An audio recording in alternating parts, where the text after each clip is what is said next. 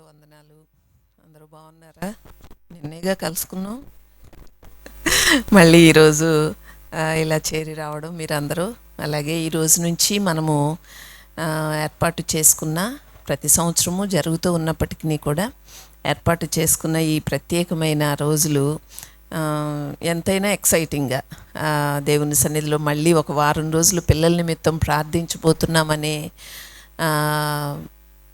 ప్రార్థించాలనే ఆసక్తి, అలాగే పిల్లల విషయంలో మనలో ఉన్న భారం దేవుని సన్నిధిలో వలకపోసుకోవడానికి ఇది ఒక మంచి అవకాశమని నేను కూడా భావిస్తూ ఉన్నాను. అలాగే మీరందరూ తల్లులై ఉండి ఒకరో ఇద్దరో ముగ్గురు పిల్లల బరువులు భారాలు అన్నీ మనం మోయకపోయినా ఎంతో కొంత వారి విషయమైన ప్రార్థన, కేవలము భారం అంటే అదేదో మనం మొయలేనంత బరువు అని కాదు, కానీ వారి నిమిత్తమై ప్రార్థించే తల్లులుగా దేవుడు మనకిచ్చిన ఆధిక్యత చాలా చాలా విలువైనది, చాలా గొప్పది కూడా. అంత విలువైన ఆధిక్యతను మనం కలిగి ఉండడం మన జీవితాల్లో నేను అనుకుంటాను మనకు సంక్రమించిన ఒక గొప్ప ఆధిక్యతనే నేను భావిస్తూ ఉంటాను. అలాగే మన ముందున్న ఈ వారం రోజులు కూడా ఇలాగే దేవుని సన్నిధిలో మనం సమయాన్ని గడుపుదాం. ముందు కొద్దిసేపు మనం పాటలతో దేవుణ్ణి స్తుతిస్తూ ఆరాధించుదాం. ఆ తర్వాత దేవుని యొక్క వాక్యాన్ని, లేఖనాలను ఆధారం చేసుకుని ఈ సంవత్సరం 6 రోజులు కూడా ఓన్లీ ఉమెన్ ప్రీచర్స్ మనకు బోధిస్తారనమాట. నో అదర్ మెన్ ప్రీచర్స్ ఇక్కడ ఎవరు కూడా ఈ వారం బోధించరు. ఓన్లీ ఉమెన్ ప్రీచర్స్ని ఈ వారం రోజులు కూడా ప్లాన్ చేసుకోవడం, అది కూడా మన సమాజానికి దేవుడిచ్చిన గొప్ప కానుకల్లో నిజంగానే మహిళా ప్రసంగికురాండ్రు మనకు ఉండడం నాకు కూడా చాలా సంతోషం అనిపించింది. అయితే మనము దేవుని యొక్క వాక్యాన్ని ధ్యానిస్తూ ఆ తర్వాత కొద్దిసేపు గ్రూప్స్గా కూర్చుని ప్రాక్టికల్గా, అంటే మీరు మీ కుటుంబాల్లో కానీ లేదు జనరల్గా మీరు చూసే కొన్ని విషయాలను గ్రూప్లో మీరు డిస్కస్ చేసుకోవడం ద్వారా ఖచ్చితంగా మనకు పరిష్కారం దేవుడు ఇస్తాడు. దాన్ని పట్టుకుని మనం దేవుని సన్నిధిలో ప్రార్థించడానికి ఆ తర్వాత సమయం మనకి ఉపయోగపడుతుంది. అందుచేత ఈరోజు ఈ సమావేశాన్ని ఈ ఒక్కరోజే మనకి హాల్లో జరుగుతుంది. రేపటి నుంచి మనకి వీలైతే రేపటి నుంచి, లేదంటే ఎల్లుండి నుంచి మనకు మందిరంలో జరుగుతాయి ఈ ప్రార్థనలు. కాబట్టి దానికి కూడా మనం సిద్ధపడదాం. అందరూ కళ్ళు మూసుకున్నట్లయితే ప్రార్థన చేసుకుని పిల్లల కొరకైన ఈ ప్రార్థనలను ప్రారంభించుకుందాం. మహాపరిశుద్ధుడువు, మహోన్నతుడువు, సర్వశక్తిమంతుడువు, సర్వోన్నతుడువైన తండ్రి, నీ నామం పేరట మరలా మేము నీ సన్నిధిలోనికి చేరి వచ్చాం నాయన. నిన్నటి దినాన నిన్ను ఆరాధించాం, మరలా ఈరోజు వచ్చి నీ సన్నిధిలో ప్రార్థిస్తూ ఉన్నాం. నిజంగానే నీవు మాకు ఇచ్చిన ఎన్నో ఆధిక్యతలు ఉండగా వాటిల్లో తల్లులుగా నీవు మమ్మల్ని ప్రేమించి మమ్మల్ని ఆశీర్వదించి మా కుటుంబాల్లో మాకు ఇచ్చిన స్థానం ఎంతో గొప్పది కాగా తండ్రి, అలాగే అది ఎంతో ఉన్నతమైనది, మధురమైనది, సున్నితమైనది కాగా ఆ ఆధిక్యతలో తండ్రి తల్లులముగా మేము ఇంకా మా పిల్లల కొరకు ఏ విధమైన ప్రార్థన విజ్ఞాపనలు నీ సన్నిధిలో వారి పక్షముగా మేము చేయవలసిన వారమై ఉన్నామో దాని కొరకు ఏర్పాటు చేసుకున్న ఈ వారం అంతా కూడా మమ్మల్ని, అలాగే మా యొక్క సమయాలను మా అందరికీ కూడా దీవెనగా చేయమని వేడుకుంటూ ఉన్నాం. ఈరోజు ఇదిగో ఇలా చేరి వచ్చాం. అలాగే తండ్రి కొద్దిసేపు 3 గంటల వరకు నీ సన్నిధిలో గడపడం నీవు మాకు ఇచ్చిన గొప్ప భాగ్యంగా ఎంచుకుంటూ ప్రతి నిమిషాన్ని కూడా ప్రభువా మేము నీ సన్నిధిలో సద్వినియోగపరచుకుంటూ నేర్చుకునే విషయాలు నేర్చుకుంటూ, పంచుకునే విషయాలు పంచుకుంటూ, ప్రార్థించే విషయాలను ప్రార్థిస్తూ నీ సన్నిధిలో మా సమయాలను సద్వినియోగపరచుకోవడానికి కావలసిన ఆత్మ సహాయమును మా అందరికీ కూడా దయచేయమని వేడుకుంటూ ఉన్నాం. నీ యొక్క ఆత్మ సహాయం మాకు కావాలి నాయన. నీ సన్నిధి తోడు మాకు కావాలి తండ్రి. నీ ప్రెజెన్స్ మా మధ్యలో మాతో ఉంటే చాలు తండ్రి. నీ సన్నిధి మాకు తోడుగా వస్తే చాలని మా ముందున్న పితరులు ఎలా అయితే ప్రార్థించి ఎన్నో గొప్ప విజయాలు పొందుకున్నారో అలాగే మేమును ఈరోజు నీ సన్నిధిలో తండ్రి చేరి వచ్చి నీవు మాకు తోడుగా ఉంటే చాలని, అలాగే మా సమయాలన్నీ కూడా మాకు ఎంతో ప్రయోజనకరంగా ఉండే నీ యొక్క ఆత్మ సహాయమును, అలాగే తండ్రి ఒకవేళ మేము ఏదైనా హితవులు హెచ్చరికలు నీ యొక్క వాక్యపు వెలుగులో మేము తెలుసుకోవలసినవి ఉన్నట్లయితే వాటిని మేము ఎరిగి ఉండడంలో, వాటిని మేము గ్రహించటంలో కావలసిన మా యొక్క మనస్సులను నాయన తెరువు చేయమని నీ సన్నిధిలో ప్రార్థిస్తూ ఉన్నాం. అలాగే మా ఆలోచన పరిధి, మా జ్ఞాన పరిధిని పెంచుమని వేడుకుంటూ ఉన్నాం తండ్రి. ఇంకనూ నాయన జ్ఞానవంతులముగా మా కుటుంబాలను కట్టుకోవడానికి కావలసిన నీ యొక్క జ్ఞానమును మా అందరికీ కూడా దయచేయమని ప్రార్థిస్తూ ఉన్నాం. అలాగే ప్రభువా, ఈరోజు నీ సన్నిధిలో నిలవబడబోతూ ఉన్న ప్రతి ఒక్కరిని కూడా మీరే అభిషేకించి నాయన నీ యొక్క పాత్రలుగా ప్రభువా మీరు వాడుకొనుమని నీ సన్నిధిలో ప్రార్థిస్తూ ఈ సమయాన్ని మాకు అనుగ్రహించినందుకు నీకు స్తోత్రములు చెల్లిస్తూ, పరిశుద్ధాత్మదేవా నిన్ను ప్రథమంగా మా మధ్యలోనికి మేము ఆహ్వానించుకుంటూ యేసు పరిశుద్ధ నామంలో ఈ మనవులు ప్రార్థిస్తూ ఉన్నాం మా తండ్రి. ఆమేన్.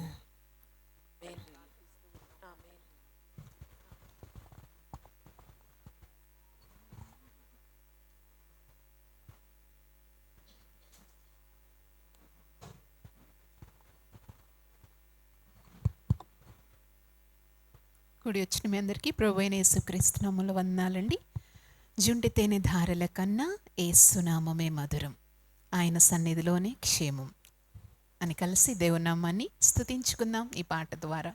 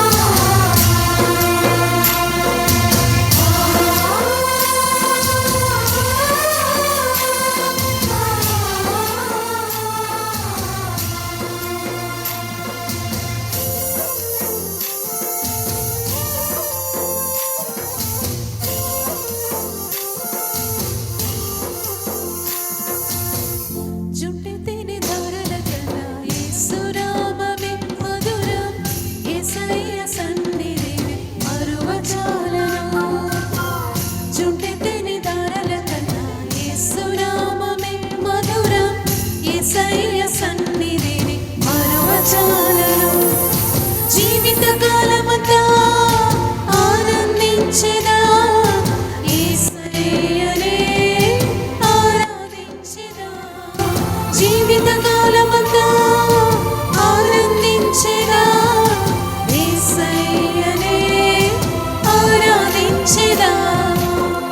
జుంటి తేనె ధారల కన్నా యేసునామమే మధురం, యేసయ్య సన్నిధిని మరువజాలను.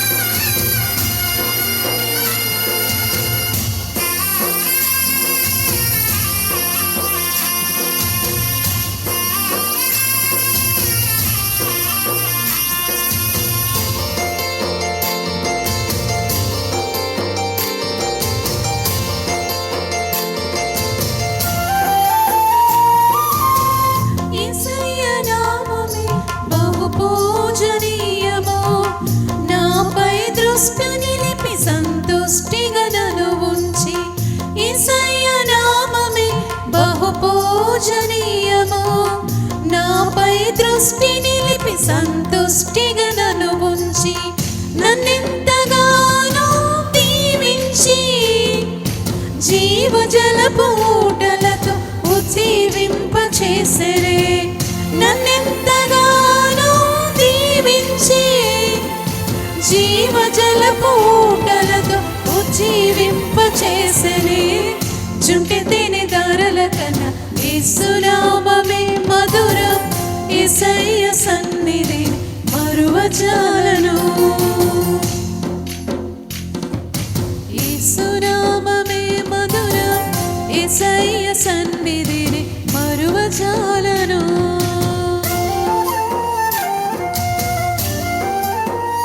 ఆయన నామమే బలమైన దుర్గం, నీతిమంతుడు అందులోనికి ప్రవేశించి సురక్షితంగా ఉంటాడు.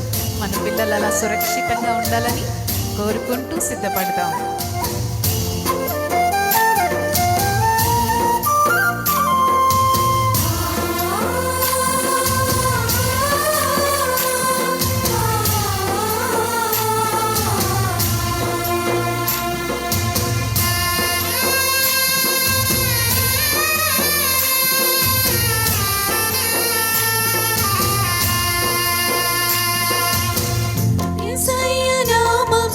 బలమైన దుర్గము నా తోడై నిలిచి క్షేమముగా నన్ను దాచి, యేసయ్య నామమే బలమైన దుర్గము నా తోడై నిలిచి క్షేమముగా నన్ను దాచి, నన్నెంతగానో కరుణించి పవిత్ర లేఖనాలతో ఉత్తేజింప చేసిరే, నన్నెంతగానో కరుణించి పవిత్ర లేఖనాలతో ఉత్తేజింప చేసిరే, జుంటి తేనె తారల కన్నా యేసునామమే మధురం, యేసయ్య సన్నిధిని మరువజాలను.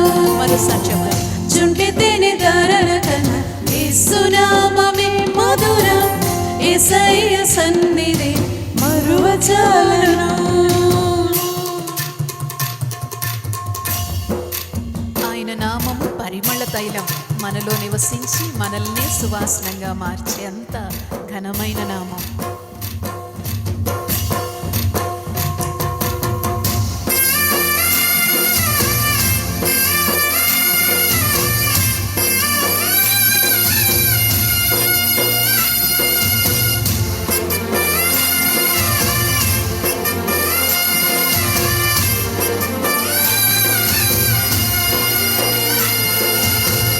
యేసయ్య నామమే పరిమళ తైలము, నాలో నివసించి సువాసనగా నన్ను మార్చి, యేసయ్య నామమే పరిమళ తైలము, నాలో నివసించి సువాసనగా నన్ను మార్చి, నన్నెంతగానో ప్రేమించి విజయోత్సవాలతో ఊరేగింప చేసిరి, నన్నెంతగానో ప్రేమించి విజయోత్సవాలతో ఊరేగింప చేసిరి, జుంటి తేనె తారల కన్నా యేసునామమే మధురం, యేసయ్య సన్నిధిని మరువజాలను.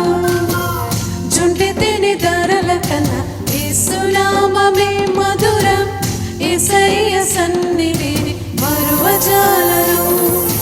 జీవిత కాలమంతా ఆనందించెదా, యేసయ్యనే ఆరాధించెదా, జీవిత కాలమంతా ఆనందించెదా, యేసయ్యనే ఆరాధించెదా, జుంటి తేనె దారల కన్నా యేసునామమే మధురం, యేసయ్య సన్నిధి మరువజాలను. హల్లెలూయా. మరో పాట పాడుకుందాం. నీ దయలో మేమున్నాం ఇంతకాలం, నీ కృపలో మమ్మల్ని మా పిల్లల్ని దాచి కాచి నడిపించిన ఆయన అంటూ కలిసి పాడుకుందాం.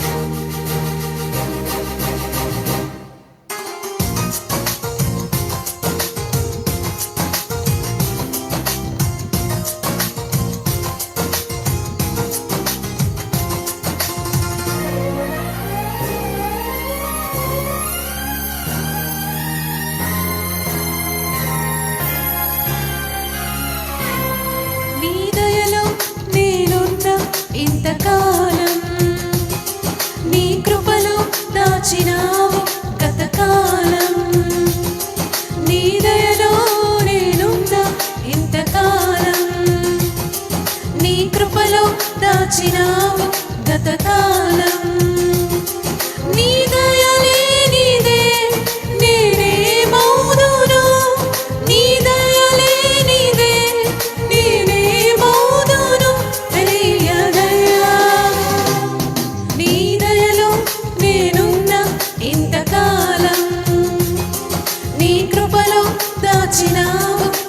గతకాలం.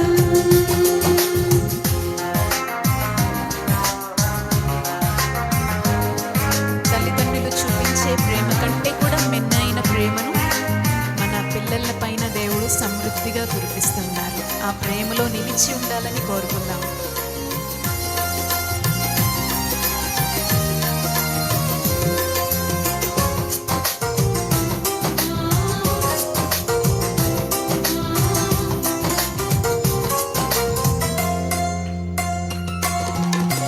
తల్లిదండ్రులు చూపిస్తారు ఎనలేని ప్రేమను ఎనలో చేయాలని ఆశిస్తారు అందనంత గొప్పవారిగా.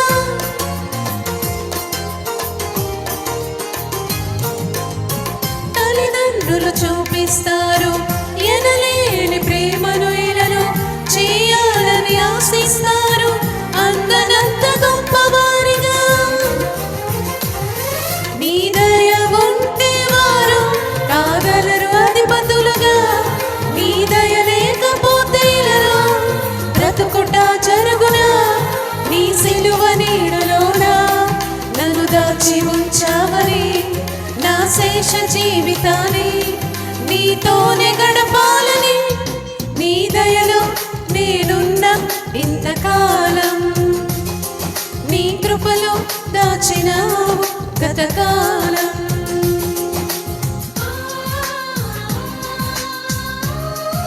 ఎన్నో ప్రమాదాల నుంచి మనల్ని మన పిల్లల్ని కాచి కాపాడిన దేవుని యొక్క కృప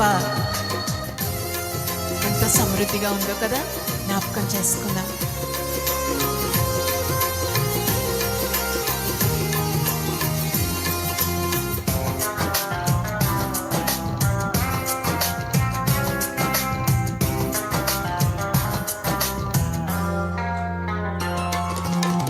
నీలనాలిన ప్రాణాన్ని లేపి నన్ను నిలిపావు, అపవాది కోరలకు అందకుండా దాచావు.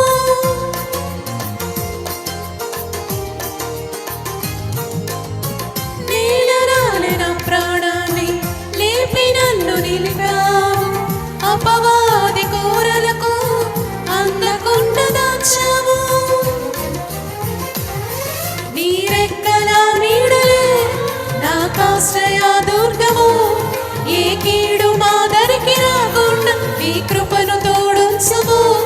నీ పాదాల చింతనే నే పరవశించాలని, నా ఆయువు ఉన్నంత వరకు నీ ప్రేమ పొందాలని. నీ దయలో నేనున్న ఇంతకాలం, నీ కృపలో దాచినావు గతకాలం. నీ దయలో నేనున్న ఇంతకాలం, నీ కృపలో దాచినావు గతకాలం. నీ దయ లేనిదే నేనేమౌదును, నీ దయ లేనిదే నేనేమౌదును. తెలియదయ్యా నీ దయలో నేనున్న ఇంతకాలం, నీ కృపలో దాచినావు గతకాలం. హల్లెలూయా. దేవునికి స్తోత్రం కలుగునుగాక. అందరం ఒకసారి దేవుని స్తుతించుదామా? హల్లెలూయా. అలాగే ఇప్పుడు మరలా ఈరోజు మనం పెట్టుకున్న ఒక టాపిక్ మీద మన మధ్యలో మనతో దేవుని యొక్క వాక్యంలో నుంచి అలాగే వారి అనుభవాల్లో నుంచి మనతో పంచుకోవడానికి దైవదాసురాలు శ్రీమతి అలేఖ్య గారు మనతో ఉన్నారు. వణుకూరులో పరిచర్య చేస్తూ అలాగే బైబిల్ కాలేజ్లో ఫ్యాకల్టీగా ఉంటూ ఎంతో చక్కటి బాధ్యతలను నిర్వర్తించడంలో అవసరమైన సమర్థతను కలిగిన ఒక గొప్ప స్త్రీగా, అలాగే 2 పిల్లలకి 2 గర్ల్స్కి తల్లిగా, అలాగే సంఘానికి నిజంగానే ఒక ఆత్మీయ తల్లిగా ఉండడం ఎన్ని పాఠాలు నేర్పిస్తుందో తెలుసా ఆ పాత్ర. అటువంటి అన్ని విషయాల్లోనూ అన్ని రంగాల్లోనూ అంటే తను ఏదైతే ఎందులో అయితే ఇన్వాల్వ్ అవుతూ ఉన్నారో వాటన్నిటిలో దేవుడు తన కృపనిచ్చి, జ్ఞానమునిచ్చి, అభిషేకమునిచ్చి వాడుకుంటూ ఉన్నారు. అటువంటి గొప్ప సోదరి, అలాగే దైవదాసురాలు ఈరోజు మనతో ఉండడం, మన మధ్యలో ఉండడం మనకు ఎంతైనా దీవెన. కొద్దిసేపు దేవుని యొక్క వాక్యంలో నుంచి మనతో పంచుకుంటారు.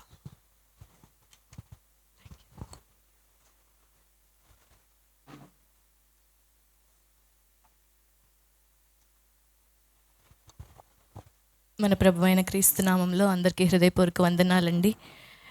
ఈరోజు ఇలా మరోసారి మీ అందరి మధ్య నిలబడే అవకాశాన్ని దేవుడు దయచేశారు.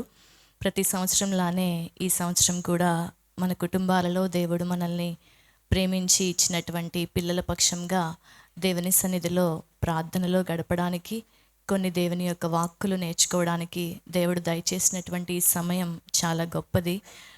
పిల్లలు దేవుని యొక్క బహుమానాలని లేఖనం చెప్తూ ఉంది కదా. గర్భఫలము ఆయన ఇచ్చే బహుమానము, ఆయన స్వాస్థ్యము అని. నిజంగా ఒక బిడ్డని ఈ రోజుల్లో పొందుకుని వారిని పెంచి పెద్ద చేయటంలో సక్సెస్ అవ్వగలిగితే నిజంగా ఒక పరిపూర్ణమైన జీవితాన్ని జీవించినట్లేనేమో అనిపిస్తుంది. ఎందుకంటే పిల్లల యొక్క ఎదుగుదలలో, వారి సక్సెస్లోనే తల్లిదండ్రుల యొక్క గౌరవం, వారి యొక్క హుందాతనం, వారి హోదా, వారి పేరు ప్రఖ్యాతులు అన్నీ కనిపిస్తాయి కదా. పిల్లలు బాగుంటే అంటారు కదా, నిజంగా మీ తల్లిదండ్రులు ఎంత ధన్యులో అంటారు. వారు బాగుండకపోతే వీరిని కన్న తల్లిదండ్రులు ఎవరో అంటారు. ఏది ఏమైనప్పటికీ తల్లిదండ్రుల మీదకే ఆ ప్రశ్నే వస్తుంది. అలా ఈరోజు బాల్యంలో ఉన్నటువంటి పిల్లలు మన కుటుంబాలలో ఎలా పెరుగుతాయి, వారి తర్వాత వారి భవిష్యత్తుకు ఎలాంటి పునాదులు ఆరంభంలోనే బాల్యంలోనే వేయబడితే వారి యొక్క భవిష్యత్తు వారికి మాత్రమే కాక అందరికీ, ఇటు దేవుని నామానికి మహిమకరంగాను అలాగే ప్రజలకు దీవెనకరంగాను ఎలా ఉంటుందో లేఖన వెలుగులో నుంచి కొద్దిసేపు చూద్దాం.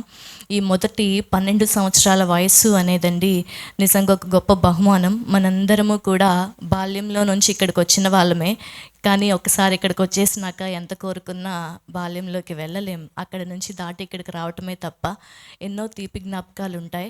ఎంత చదువుకున్నా ఆ చదువుకున్న వాటిలో ఏం గుర్తుండవు, రాసినవేమీ ఎగ్జామ్స్ గుర్తుండవు, మనకి స్కూల్లో చెప్పిన పాఠాలు పెద్దగా గుర్తుండవు. కానీ చిన్నప్పుడు ఎలా ఆడుకున్నామో, ఏం తిన్నామో, ఎవరితో స్నేహం చేశామో ఇలాంటివి మాత్రం చాలా బాగా గుర్తుంటాయి. అంటే ఏదైనా గ్రహించగలిగిన శక్తి, దేన్నైనా మనసులోకి తీసుకుని జీవితాంతము కూడా గుర్తు చేసుకోగలిగినటువంటి ఆ యొక్క రోజులు అనేవి, ఆ బాల్యం అనేది మనందరికీ గొప్ప బహుమానం. మొదటి 3 సంవత్సరాలు పిల్లల్ని మనం గమనిస్తూ ఉంటాం కదా. వారికి ప్రేమ కావాలి, మన నుంచి బాగా ప్రేమ కావాలి. అలాగే వారిని మనం సంరక్షిస్తూ వారికి మన పైన నమ్మకం కలగటం వల్ల, అందుకే కొంతమంది పిల్లలు అందరి దగ్గరికి రారు, ఎందుకంటే వారికి నమ్మకం కలగల, ఇంకా అలవాటు అవ్వలేదు కాబట్టి రారు. సో ఆ సంరక్షణలో, ఆ ప్రేమలో వారు ఎదుగుతూ ఉన్నప్పుడు అటెన్షన్ని కోరుకుంటారు. మొదటి 3 ఏళ్ళు పిల్లలు. వాళ్ళకు మించి మనం ఏదైనా దేని మీదైనా శ్రద్ధని పెట్టినా, లేకపోతే మన కాన్సన్ట్రేషన్ వారి మీద నుంచి పక్కకి వెళ్ళినా వారు తట్టుకోలేరు. అలా జరిగిపోతూ ఉంటాయి. తర్వాత 4 నుంచి 6 ఏళ్లలో వారికి మనల్ని చూసి అనుకరించడం బాగా అలవాటు అవుతుంది. నేను ఒక బాబు గురించి విన్నాను కదా. స్కూల్లో జాయిన్ అవ్వడానికి వెళ్ళినప్పుడు అక్కడ ఇంటర్వ్యూ చేస్తూ వాట్ ఈజ్ యువర్ నేమ్ అంటే, ఈ బాబు కూడా మళ్ళీ తిరిగి వాట్ ఈజ్ యువర్ నేమ్ అన్నాడట, ఆన్సర్ చెప్పకుండా. అంటే ఇమిటేషన్ చేసేటువంటి అలవాటు, అనుకరించటం బాగా వస్తుంది ఆ వయసులో. ఎక్కువగా ఊహించుకుంటారు ఆ వయసులో. అప్పుడే స్కూల్ స్టార్ట్ అవుతుంది కాబట్టి మనందరి గృహాల్లో మనం చూసేవి, వాళ్ళకి స్కూల్కి వెళ్ళి వచ్చిన దగ్గర నుంచి వీళ్ళు టీచర్స్ లాగా ప్రవర్తిస్తూ ఉంటారు. మా పాప అయితే అంతే. ఇక స్కూల్ నుంచి వస్తే ఇక తను టీచర్ లాగే ఉంటుంది. ఏదో ఒకటి రాసుకుంటూ ఆ టీచర్ ఎలా డ్రెస్ వేసుకుంటారో అలా చూస్తా, అలా మాట్లాడతా, లెసన్ చెప్తున్నట్లుగా. అంటే ఎక్కువగా వాళ్ళు ఆ వయసులో చూసి నేర్చుకుంటారు. అది మనం గ్రహించాల్సిన విషయం. తర్వాత ఈ 7 ఏళ్ల నుంచి కొంచెం కొంచెం మంచి చెడులకు వ్యత్యాసం తెలుస్తూ ఉంటుంది. ఆ వయసులోనే వారికి ప్రేమతో కూడినటువంటి దిద్దుబాటు అవసరం అవుతుంది. ఇక ఆ తర్వాత 10 ఏళ్ళు వచ్చినప్పటి నుంచి వారు ప్రతిదీ క్వశ్చన్ చేయటం, అడిగి తెలుసుకోవటం, నేర్చుకోవటం. అంతేకాకుండా మన నుంచి కూడా మనం కూడా వాళ్ళని గౌరవించాలని కూడా ఎక్స్పెక్ట్ చేస్తారు. అందుకే చిన్నపిల్లలు కొంతమంది ఎక్కడైనా గట్టిగా కసిరి మాట్లాడితే తిరిగి వాళ్ళ దగ్గరికి వెళ్ళరు. ఉంటారు. మీరు గమనిస్తే ప్రేమ చూపిస్తే వాళ్ళు బంధువులు అవ్వక్కర్లేదు, కుటుంబం అవ్వక్కర్లేదు, ఎవరైనప్పటికీ కూడా వాళ్ళతో మంచి బాండింగ్ వాళ్ళకి ఏర్పడుతుంది. సో స్వాతంత్రాన్ని, గౌరవాన్ని కోరుకుంటారు, ప్రేమ కోరుకుంటారు. ఇవన్నీ మనందరి గృహాల్లోనూ కూడా జరిగేవే.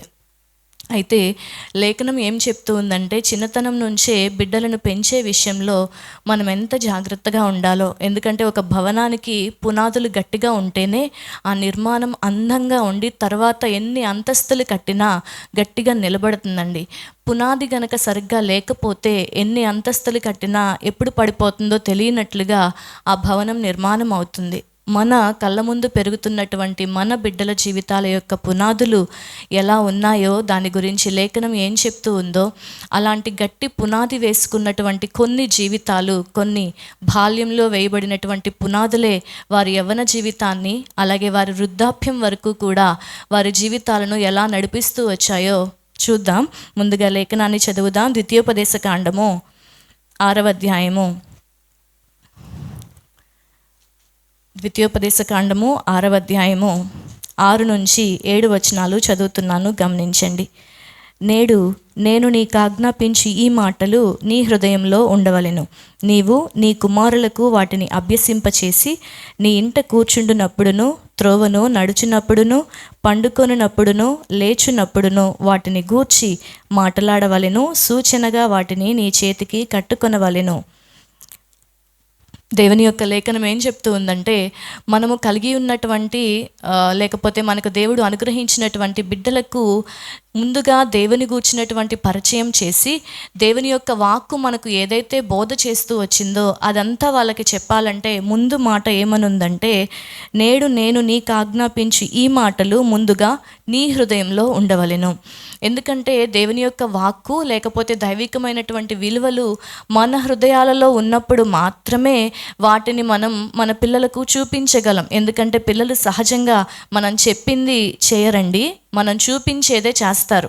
వాళ్ళకి చిన్నప్పటి నుంచి మన గృహంలో ఏదైతే చూపిస్తామో అది చేయడానికి ఇష్టపడతారు తప్ప, మనం నోటితో ఒకటి చెప్తూ మన క్రియతో మనం ఇంకొకటి చేస్తూ ఉంటే పిల్లలు వాటికి ఇష్టపడరు. సహజంగా మనల్ని అనుకరిస్తారు కాబట్టి, మన తర్వాతి తరం కాబట్టి అలవాట్లు, అలాగే ఆహారపు అలవాట్ల దగ్గర నుంచి మాట తీరు, ప్రవర్తన, లక్షణాలు ఇవన్నీ కూడా మన ప్రతిబింబాల్లాగా వాళ్ళు మన కళ్ళ ముందు ఉంటారు.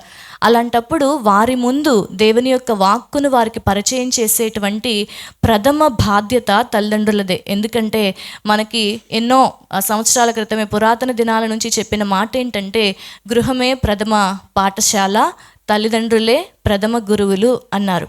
ఇటు లోకంలోకి వెళ్ళినప్పుడు వారు నైతిక విలువలతో ఎలా జీవించాలో నేర్పించాలన్నా, లేకపోతే దేవుని యొక్క వాక్కు వారికి పరిచయం చేయాలన్నా ముందు బయట కంటే కూడా ఎక్కువగా ప్రభావం చూపించేది వారిపైన మనమే, అంటే మన కుటుంబమే.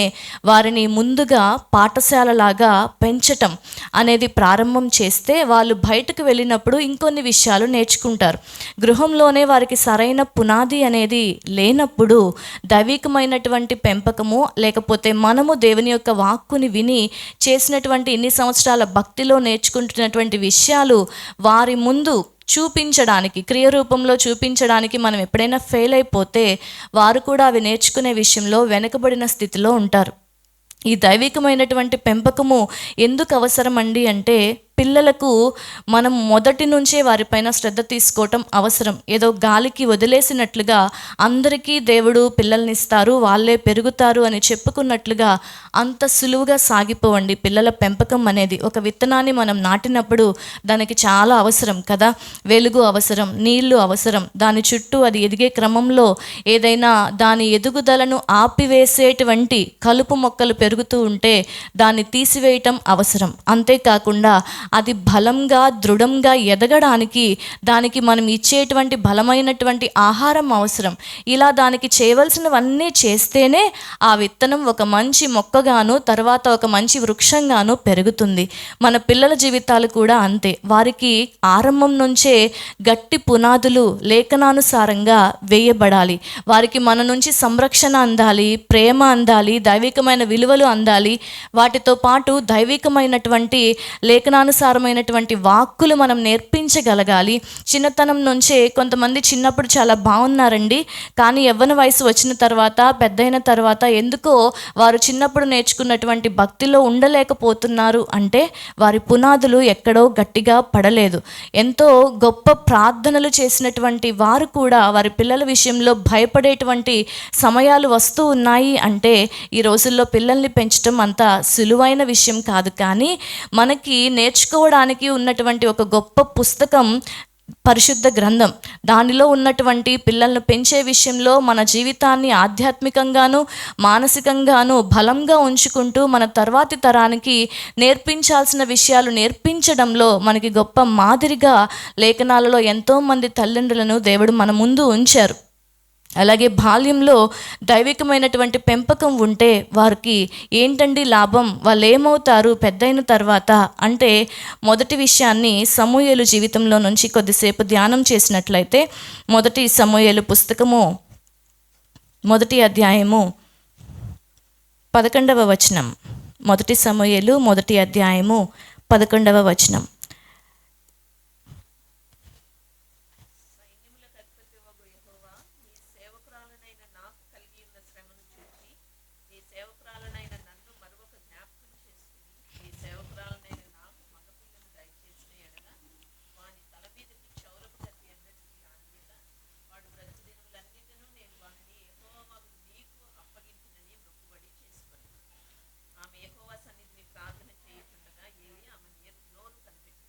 చాలండి, థ్యాంక్ యూ మ్యామ్. హన్నా జీవితం గురించి మనం ఎన్నోసార్లు ధ్యానం చేసి ఉంటాం. సమూయేలు యొక్క కథ సమూయేలుతో కాదు కానీ తల్లి అయిన హన్నాతో ప్రారంభమైందండి. సమూయేలు పుట్టక ముందే హన్నా చేసుకున్నటువంటి ఒక మనవి, ఒక విజ్ఞాపన, ఒక సమర్పణ ఈ లోకంలోకి సమూయేలును తీసుకురావటం, ఆ తర్వాత తన జీవితం ఎంతగా దేవుని కొరకు వెలుగుతూ ఎంత గొప్ప జీవితం తాను జీవించారో మనందరికీ తెలుసు.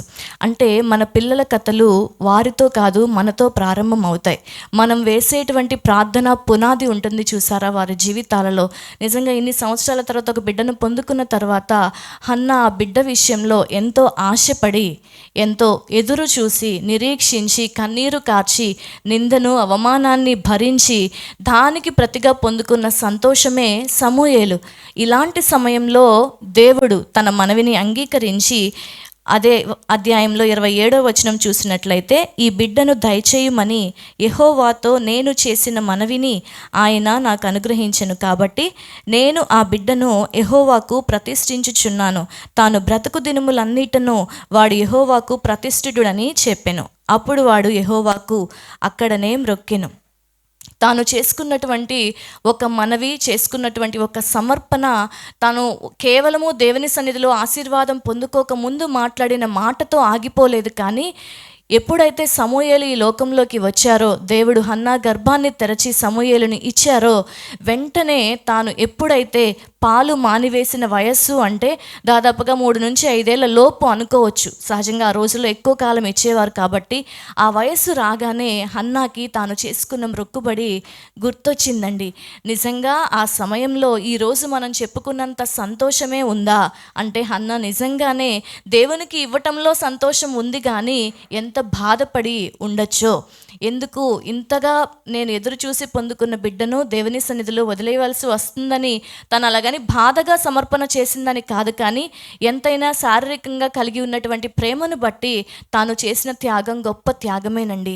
దేవుని సన్నిధికి తీసుకెళ్ళి సమూయేలును అక్కడ పెట్టడం, ఇదంతా వింటూ ఉంటే ఈ రోజుల్లో మన బిడ్డలను చూస్తూ ఉన్నప్పుడు నిజంగా వారి విషయంలో మనం క్రమశిక్షణ విషయంలో తీసుకోవాల్సినటువంటి ఎన్నో జాగ్రత్తలు కనిపిస్తాయి.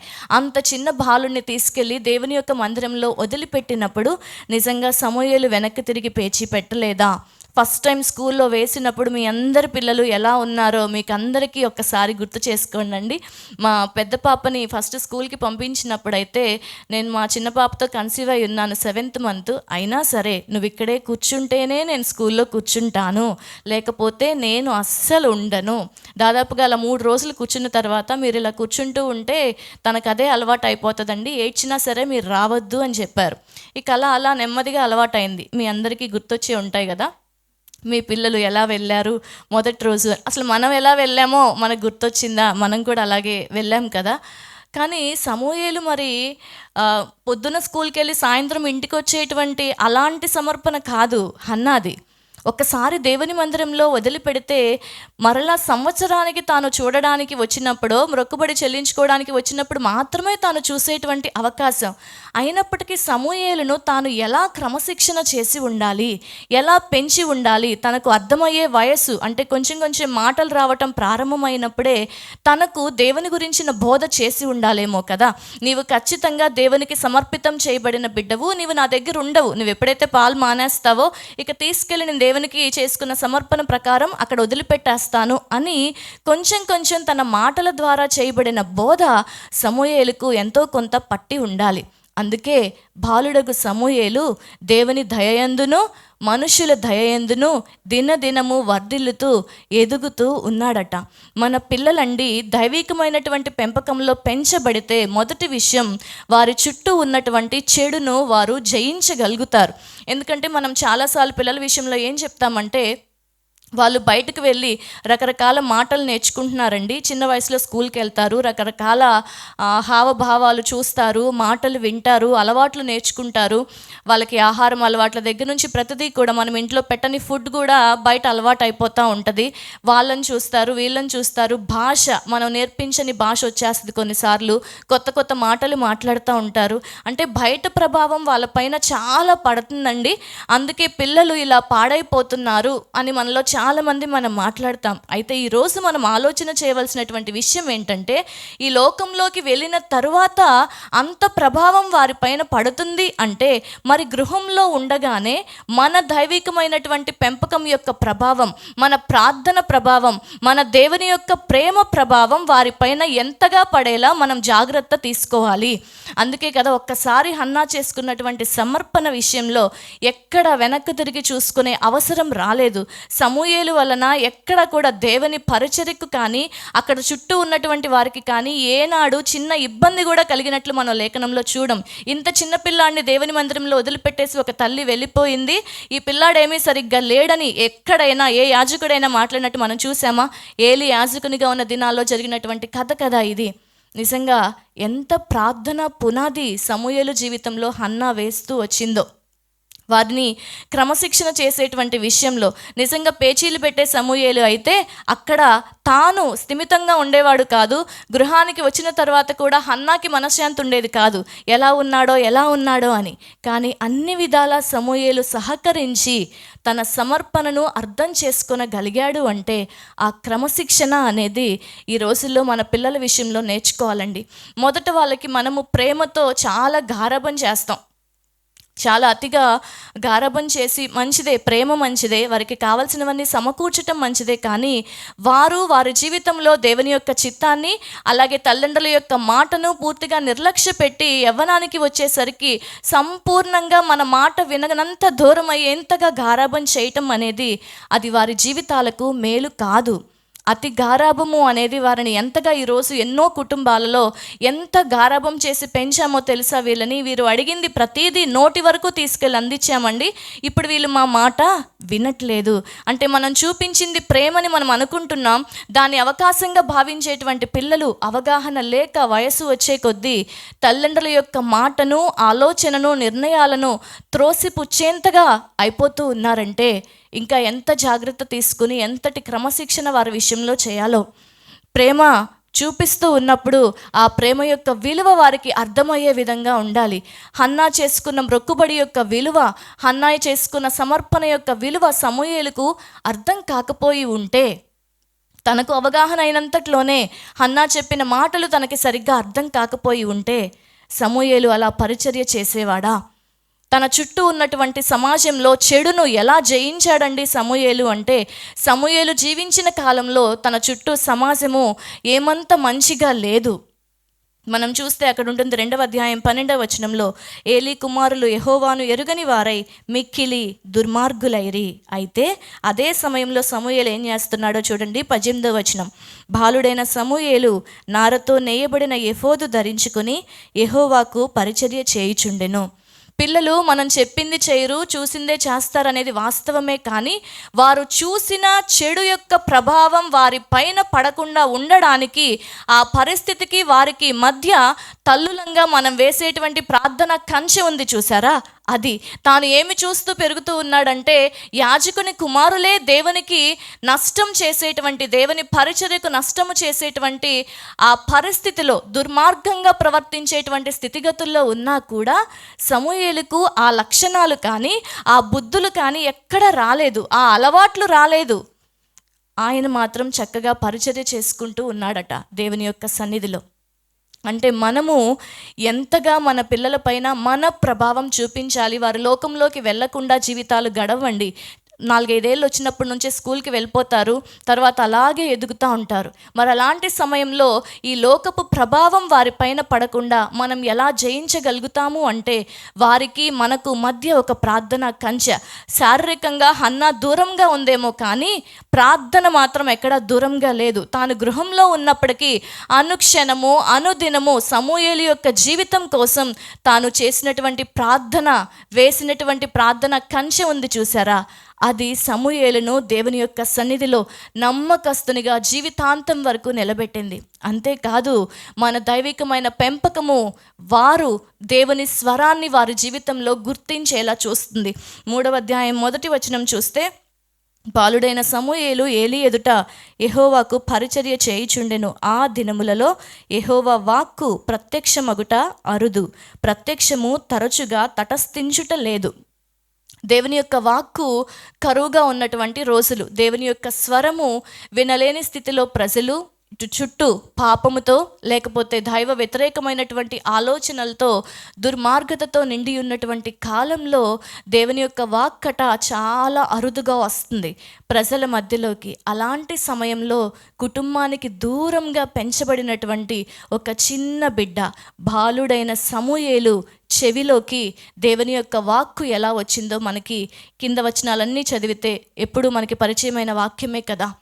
ఎలా అండి సమూయేలు ఇలా ఉండగలిగాడు అంటే వెనక ఉండి తల్లి చేస్తున్నటువంటి ప్రార్థన, తల్లి చేసుకున్నటువంటి సమర్పణ, పునాదులు గట్టిగా పడ్డాయి కాబట్టి దేవుని స్వరాన్ని తన జీవితంలో గుర్తించగలిగాడు.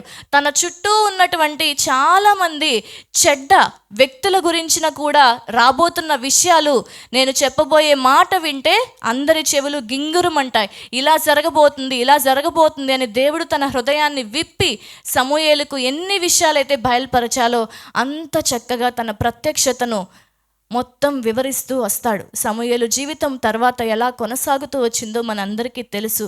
రాజులనే అభిషేకించేటువంటి గొప్ప అభిషేకం కలిగినటువంటి సమూయేలు గొప్ప ప్రార్థనాపరుడు, విజ్ఞాపనకర్త. దేశం నాశనం అయిపోతుంటే దేశం కొరకు దేవుని సన్నిధిలో గొప్ప విజ్ఞాపన చేసినటువంటి వ్యక్తి, న్యాయాధిపతి, ప్రవక్త. ఇన్ని పాత్రలు సమూయేలు తన జీవితంలో పోషించాడు అంటే వెనక తల్లి చేసినటువంటి ప్రార్థన, అలాగే పడినటువంటి పునాదులు ఉన్నాయి చూసారా, అవి చాలా గట్టిగా పడ్డాయండి. అందుకే సమూయేలు జీవితంలో తన చుట్టూ చెడు విషయాల మధ్య తన జీవితం కొనసాగుతూ ఉన్నప్పటికీ, చెడ్డ వ్యక్తుల మధ్య కొనసాగుతూ ఉన్నప్పటికీ, తన చుట్టూ తన భక్తిని ప్రోత్సహించేవారు పెద్దగా లేనప్పటికీ కూడా ఒక్క ప్రార్థన, ఒక్క సమర్పణ వేయబడినటువంటి పునాదే సమూయేలు జీవితాన్ని ఒక దేశానికి దీవెనకరంగా చేసిందండి. దేవునికి స్తోత్రం చెప్దాం. పునాదులు గట్టిగా పడితే సామాన్యమైన వ్యక్తుల ద్వారానే దేశాల యొక్క పునాదులు పడతాయి. సమూయేలు వచ్చిన తర్వాతే రాజ్యం ఎంతో కొంత లైన్లోకి వచ్చింది. రాజులకు అభిషేకం జరగటం, వారు పరిపాలన జరిగించటం, మరలా దేవుని యొక్క వాక్కు వినిపించటం, ఇవన్నీ జరిగిపోతూ వచ్చాయి. మన కుటుంబాలలో బిడ్డలకు క్రమశిక్షణ నేర్పించే విషయంలో మనం ఏ స్థాయిలో ఉన్నామో, కొన్నిసార్లు వాళ్ళు చాలా విపరీతమైన పేచీలు పెడతారు. మొబైల్ ఇస్తేనే భోంచేస్తా, లేకపోతే నాకు ఏదైనా చూపిస్తేనే భోంచేస్తా అంటారు. మనమేమో సర్లే భోజనమే కదా అని ఇస్తాం. ఒకసారి అలవాటైన తర్వాత ఏమో మనకి భయం వేస్తుంది, ఒక్కసారిగా లాగేస్తాం. వాళ్ళు వినరండి. వాళ్ళకి కూడా మనలాగే అవసరం ఉన్నట్లుగా భావిస్తారు ప్రతి వస్తువుతోనూ. వాళ్ళని గౌరవంగా ట్రీట్ చేయకపోయినా ఒప్పుకోరు. కొంచెం కొంచెం టైం లిమిట్ పెడుతూనో లేకపోతే కొంచెం కొంచెం తగ్గిస్తూనో, ఒక్కసారిగా కాకపోయినా క్రమంగా వారికి కొత్త కొత్త అలవాట్లు, అవి వారికి ఇబ్బంది కలిగించేవిగా మనకి కనిపిస్తే కనుక వాటిని మాన్పించటంలో మనం ఎంతో కొంత కృషి చేయవలసి వస్తుంది. వారికి బాల్యంలోనే పునాదులు గట్టిగా వేయబడితే వాళ్ళ ద్వారా భవిష్యత్తులో ప్రజలు దీవించబడతారు. ఒక బిడ్డను మనం సరిగ్గా పెంచడంలో ఫెయిల్ అయితే ఒక బిడ్డను కాదు, తర్వాతి తరానికి ఒక మంచి వ్యక్తిని అందించలేకపోతున్నాం గనుక వారి తర్వాత జనరేషన్ని కూడా వారు మంచిగా తయారు చేయలేరు. అలా జరగటం వలన వారి తర్వాత వారికి కూడా వారు సరైన మాదిరి చూపించలేక వాళ్ళు కూడా ఫెయిల్ అయిపోతారు. ఒక తరం నిర్మించబడాలి అంటే, సమూయేలు వంటి ప్రవక్తలు రావాలి అంటే, సమూయేలు వలె దేవుని స్వరాన్ని వినగలిగిన వారు రావాలి అంటే, వారికి ప్రజలకు మధ్య లేకపోతే వారికి పరిస్థితులకు మధ్య సరైన ప్రార్థన కంచె వేయగలిగిన హన్నా వంటి తల్లులు కావాలండి. రెండవదిగా మనం చూసినట్లయితే దైవికమైనటువంటి పెంపకము అనేది మన బిడ్డల జీవితాలలో వారు దేవునిని సంపూర్ణంగా గుర్తించి దేవుని చిత్తానికి మాత్రమే తలవంచి రాజీ పడకుండా వారి జీవితాలు జీవించగలిగిన కృపనిస్తుంది దైవికమైన పెంపకం. దీని గురించి కొద్దిసేపు మనం దానియేలు జీవితంలోనికి వెళ్ళి ఆలోచన చేస్తే, దానియేలు పుస్తకము 1వ అధ్యాయము చూద్దాం. 4వ వచనం నుంచి చదువుతున్నాను, గమనించండి. దానియేలు పుస్తకం 1:4.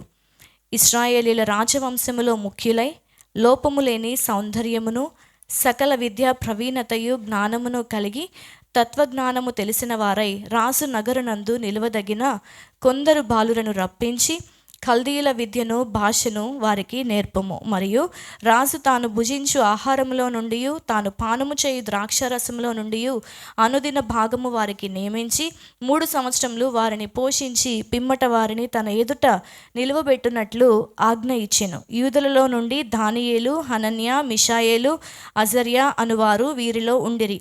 నపుంసకుల అధిపతి దానియేలునకు బెల్తాషజరు అనియు, హనన్యాకు షద్రక్ అనియు, మిషాయేలునకు మెషాక్ అనియు, అజర్యాకు అబెద్నగో అనియు పేర్లు పెట్టెను. సరే, ఇక్కడ జరిగిన సంభవం అంతా దానియేలు జీవితం చిన్న వయసులోనే ఎలా మలుపు తిరిగిపోతూ వచ్చిందో మనకి తెలుసు. దానియేలు చెరకు పట్టబడి నెబుకద్నెజరు రాజు తీసుకువెళ్ళినప్పుడు తన వయసు దాదాపుగా 13 నుంచి 15 ఏళ్ల లోపే. అంటే ఈ వయసు కంటే ముందుగానే, అంటే 12 ఏళ్ల లోపే తన జీవితపు పునాదులు ఎలా వేయబడ్డాయో లేఖనంలో మనకి రాయబడలేదు. కానీ తన తరువాతి జీవితాన్ని మనం చూస్తే తన పునాదులు ఎంత గట్టిగా ఉన్నాయో మనకు అర్థమవుతుంది. మనకి పిల్లలు ఒక వయసు వచ్చిన తర్వాత కొన్నిసార్లు మనతో ఉండరు. వారు ప్రాంతాలకు దేశాలకు వెళ్ళిపోవాల్సి వస్తుంది. ఉద్యోగరీత్యా, వ్యాపారాల రీత్యా ఎలాగైనా వెళ్ళిపోతారు చదువుల నిమిత్తం. అయితే మన దగ్గర ఉండగానే మనం వేసినటువంటి పునాదుల యొక్క విలువ వారి ముందు జీవితంలో, వారి క్రియలలో బయటకు వస్తుందండి. దానియేలు జీవితంలో అలాగే బయటకు వచ్చింది. ఎంత గట్టి పునాదులు వేయబడ్డాయో. ఆనాడు ఇశ్రాయేలీలు, యూదులు కూడా ఏం చేసేవారంటే, వాళ్ళకి 5 ఏళ్ళు నిండినప్పటి నుంచే తల్లి యొక్క పాత్ర చాలా ప్రథమంగా ఉండేది వారి జీవితంలో. వారికి ధర్మశాస్త్రాన్ని, తోరా అన్నారు కదా, ఈ ప్రతులను వారికి వచ్చినంతలో పిల్లలకి ఇంట్లోనే బోధించటం, లేఖనాన్ని నేర్పించటం, కంటత వాక్యాలు నేర్పించటం, దైవికమైనటువంటి విలువలు నేర్పించటం, ఇవన్నీ చేసేవారు. ఇక తండ్రుల విషయానికి వస్తే వారు ఆచరించేటువంటి చాలా ముఖ్యమైన కొన్ని పండుగలు ఉన్నాయి. ప్రతి పండుగకు వెనక ఒక మంచి గొప్ప సారాంశం ఉంది, లేకపోతే గొప్ప విషయం ఉంది, గొప్ప సంఘటనలు ఉన్నాయి. తండ్రులు వాటిని బోధించేవారు. ఇలా 5 ఏళ్ళు నిండినప్పటి నుంచి వారికి ప్రత్యేకంగా ఆ రోజుల్లో పెద్ద పెద్ద చదువుకోవడానికి పాఠశాలలు లేవు. కానీ గృహాలలోనే వారిని తర్వాతి తరానికి తగినట్లుగా తర్ఫీదు చేయటంలో తల్లిదండ్రులు గొప్ప పాత్ర పోషించేవారు. అలాగా నేర్పించబడే దానియేలు చెరకు వెళ్ళాడండి. తాను టీనేజ్ బాయ్గా ఉన్నప్పుడు చెరకు వెళ్ళిపోయాడు అంటే తన కాలంలో తాను ఎంతోమంది రాజుల్ని చూశాడు. ఈ సమయం అంతటిలోనూ తనకు రాజీ పడిపోయే పరిస్థితులు వచ్చాయి. దానియేలులో మనం చూసేటువంటి మొదటి విషయం అదే.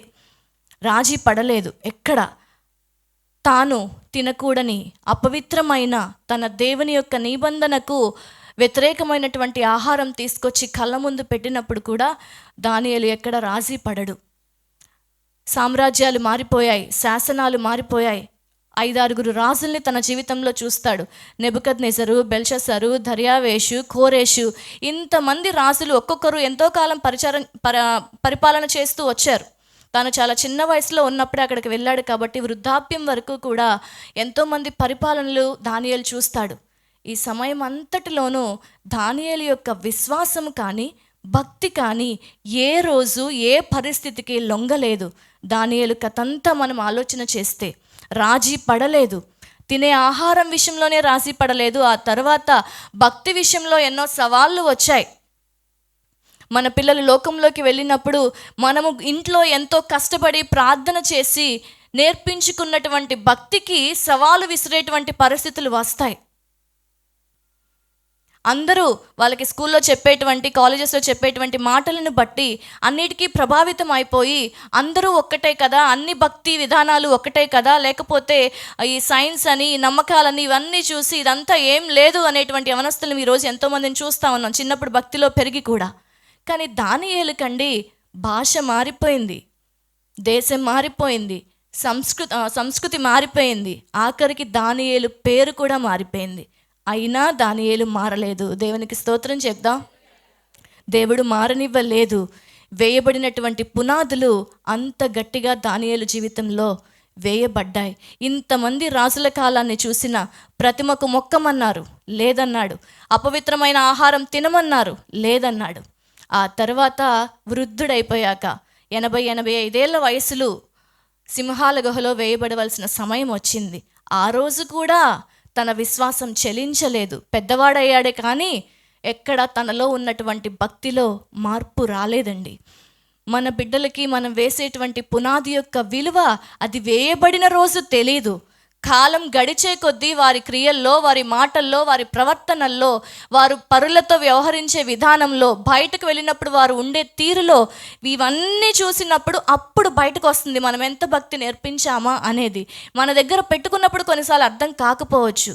దానియేలు జీవితం అంతగా మారిపోయినటువంటి పరిస్థితులు వచ్చినప్పటికీ కూడా తనలో మార్పు రాలేదు. సత్యమే పలుకుతాడు ఎప్పుడూ కూడా దానియేలు. కలభావాన్ని చెప్పమన్నప్పుడు రాజును సంతోష పెట్టేద్దామని ఏదేదో చెప్పలా. ఏదైతే ఆ కలభావం ఉందో, ఎవరి ముందైనా సత్యం పలికే ధైర్యం కలిగిన వారుగా తర్వాతి తరాన్ని తయారు చేయాలండి. ఎందుకంటే కొంతమందిని చూస్తే వాళ్ళు నోరు తెరిస్తే అబద్ధాలు, పిల్లలనే కాదు పెద్దవాళ్ళు కూడా విపరీతమైనటువంటి అబద్ధాలు చెప్తారు. ఒక గంట ముందు జరిగిన పరిస్థితినే వెంటనే రంగులు మార్చేసి వారికి అనుగుణంగా చెప్తారు. ఒక తప్పు గురించి చెప్పాలి అంటే వాళ్ళ వైపు అంతా సత్యం ఉన్నట్లుగా, తోటివారి వైపే అంతా తప్పు ఉన్నట్లుగా మాట్లాడతారు. ఎందుకు వస్తున్నాయండి ఇలాంటి అలవాట్లు అంటే గృహంలోనే మనమే నేర్పిస్తాం. ఒక విధంగా ఇంట్లో నాన్నగారు ఉన్నా కూడా ఫోన్ చేస్తే వాళ్ళతోనే చెప్పిస్తాం. నాన్నగారు ఫోన్ ఇంట్లో మర్చిపోయి బయటకు వెళ్ళారని చెప్పు, నాన్నగారు ఇంట్లోనే ఉంటారు. ఇలాంటి అలవాట్లు మనం చేయటం వల్లే ఓహో సహజమేనేమోలే, చిన్న చిన్న అబద్ధాలు చెప్పటం పెద్ద తప్పేమీ కాదేమోలే వాళ్ళు నేర్చేసుకుంటూ ఉంటారు. మా చిన్నప్పుడు మా నాన్నమ్మ చెప్పేవారనమాట నాకు మా చెల్లికి మా నాన్నగారి గురించి. అస్సలు నాన్న చిన్నప్పటి నుంచి ఎప్పుడు అబద్ధాలు చెప్పరు తెలుసా, ఎంత ఖచ్చితంగా ఉంటారో తెలుసా, మీరు కూడా అలా నేర్చుకోవాలి అనేవారు. నిజంగా ఒక తల్లి ఇచ్చినటువంటి సాక్ష్యం. మేము పెరిగేటప్పుడు కూడా అదే చూసేవాళ్ళం మా కుటుంబంలో. నిజంగా పునాదులు అంత గట్టిగా వేయబడకపోతే వాళ్ళకి అబద్ధం చెప్పటం కూడా ఒక సహజమైన అలవాటు అయిపోద్ది తప్ప, ఒక అబద్ధం చెప్పినప్పుడు కూడా వాళ్ళలో ఒకలాంటి భయం రాదు, మాట తడబడదు, అబద్ధాన్ని కూడా స్పష్టంగా నిజం చెప్పినట్లుగా చెప్పేయగలుగుతారు. పునాదులు గట్టిగా లేకపోతే దానియేలు అలా చేయలేదు. మనుషులను సంతోష పెట్టడానికి రాజీ పడిపోలేదు, తన వ్యక్తిత్వాన్ని వదులుకోలేదు. మన బిడ్డలు లోకంలోకి వెళ్ళినప్పుడు వారి యొక్క పవిత్రతను, పరిశుద్ధతను, సత్యాన్ని, మనము నేర్పిన విలువను జ్ఞాపకం పెట్టుకుని క్రియరూపంలో మాదిరి చూపించగలగాలి అంటే మన కుటుంబాలలో గొప్ప పునాదులు వేయబడాలండి. ఆ తర్వాత దైవికమైన పెంపకం వలన ఇంకేం వస్తుందండి అంటే మంచి స్వభావం, ఆధ్యాత్మిక క్రమశిక్షణ. తిమోతి జీవితాన్ని చూద్దాం ఒక్కసారి.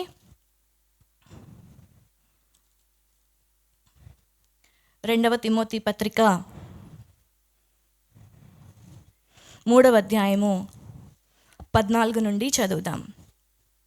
క్రీస్తు యేసునందుంచవలసిన విశ్వాసము ద్వారా రక్షణార్థమైన జ్ఞానము నీకు కలిగించుటకు శక్తి కల పరిశుద్ధ లేఖనములను బాల్యము నుండి నీవెరుగుదువు కనుక నీవు నేర్చుకుని రూఢి అని తెలుసుకున్నవి ఎవరి వలన నేర్చుకుంటివో ఆ సంగతి తెలుసుకొని వాటి యందు నిలకడగా ఉండుము.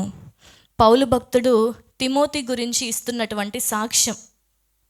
నేను కొత్తగా ఏం చెప్పట్లేదు తిమోతి, నీకు బాల్యం నుంచి ఏదైతే అలవాటయ్యిందో, బాల్యం నుంచి ఏదైతే మంచి స్వభావము, పరిశుద్ధ లేఖనాల యందలి జ్ఞానము ఏదైతే అలవాటయ్యిందో దాని యందు నీవు నిలకడగా ఉండుము. అంతేకాదు, మొదటి అధ్యాయంలో గొప్ప సాక్ష్యం ఇస్తాడు కదా, 5వ వచనం చివరిలో, ఆ విశ్వాసము మొదట నీ అవ్వ అయిన లోయలోను నీ తల్లి అయిన యునికేలోను వసించెను, అది నీ యందు సహా వసించుచున్నదని నేను రూఢిగా నమ్ముచున్నాను. ఎంత గొప్ప సాక్ష్యం! పౌలు వంటి గొప్ప భక్తుడు చెప్తూ ఉన్నాడు కదా, తిమోతి యొక్క పునాదులు ఎలా పడ్డాయో చెప్తూ ఉన్నాడు. ఆధ్యాత్మిక క్రమశిక్షణతో పాటు, మంచి స్వభావంతో పాటు, లేఖన సంబంధమైన జ్ఞానముతో కూడిన పునాదులు పడ్డాయి.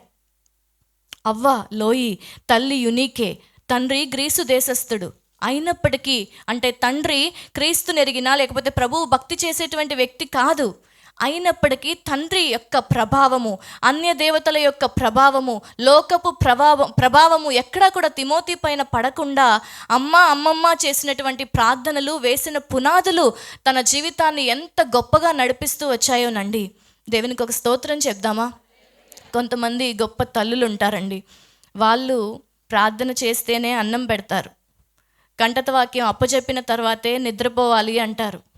నిజంగా అలాంటి తల్లులు పెంచబట్టే ఈరోజు దేవుడు ఎంతో దీవెనకరమైనటువంటి స్థానాలలో నిలబెడుతూ ఉన్నాడు. అలాంటి తల్లులందరి కోసం దేవునికి స్తోత్రం చెప్దామా? హల్లెలూయా. నిజంగా లేఖనాన్ని చిన్నప్పటి నుంచే మనం పిల్లల్ని సండే స్కూల్కి పంపించి నేర్పిస్తూ ఉంటాము.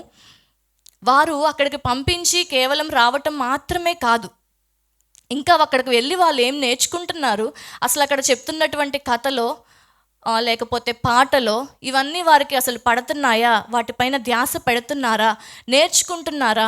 ఎందుకంటే ఒక వయసు వచ్చేసరికి వాళ్ళకి వాక్యము చదువుతారు, అప్పచెప్తారు తప్ప వాటి అర్థం తెలియదు చిన్న వయసులో. దాని గురించి కాలం గడిచే కొద్దీ మనం చెప్తూ ఉండాలి పిల్లలకి. కేవలం చిన్నప్పుడు వారు కంటత వాక్యాలు చదివి ముద్దు మాటలతో అప్పచెప్పటం మాత్రమే మనకి మురిపం కాదు. అది ఎదిగే కొద్దీ ఆ మాట యొక్క అర్థం వాళ్ళ హృదయానికి తెలిస్తేనే కదా వారి జీవితానికి అది మేలు చేస్తుంది. తిమోతి అలా ట్రైన్ చేయబడ్డాడు గృహంలోనే. ఆ నిష్కపటమైన విశ్వాసము నీలో కూడా ఖచ్చితంగా వసించుచున్నది అని నేను రూఢిగా నమ్ముతున్నానని పౌలు భక్తుడు సాక్ష్యం ఇచ్చాడు కదా. ఆ తిమోతికి పునాదులు గృహంలోనే పడ్డాయి. అందుకే గృహమే ప్రథమ పాఠశాల. మన గృహాలను దేవుడు అలా వర్ధిల్లింప చేయాలండి. మన గృహాలు అలా కృపాసహితమైన ఉపదేశములు చేసేటువంటి తల్లులుగా, గృహాలుగా మన గృహాలు ఉండాలి. తిమోతి ఎంతగా ట్రైన్ చేయబడుతూ వస్తాడంటే, పెరిగి పెద్దయిన తర్వాత పౌలు ఒకసారి తిమోతి మనసు గురించి చెప్తాడు. ఆ మాట కూడా చదువుకుందాం. ఫిలిప్పీ పత్రిక 2వ అధ్యాయము 20వ వచనం.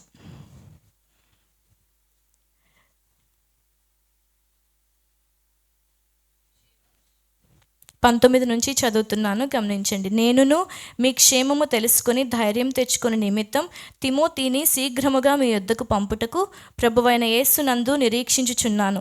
మీ క్షేమ విషయమై నిజముగా చింతించువాడు అతని వంటివాడొకడును నా యొద్ద లేడు. అందరూ తమ సొంత కార్యములనే చూచుకొనుచున్నారు, కానీ యేసుక్రీస్తు కార్యములను చూడరు. అతని యోగ్యత మీరెరుగుదురు.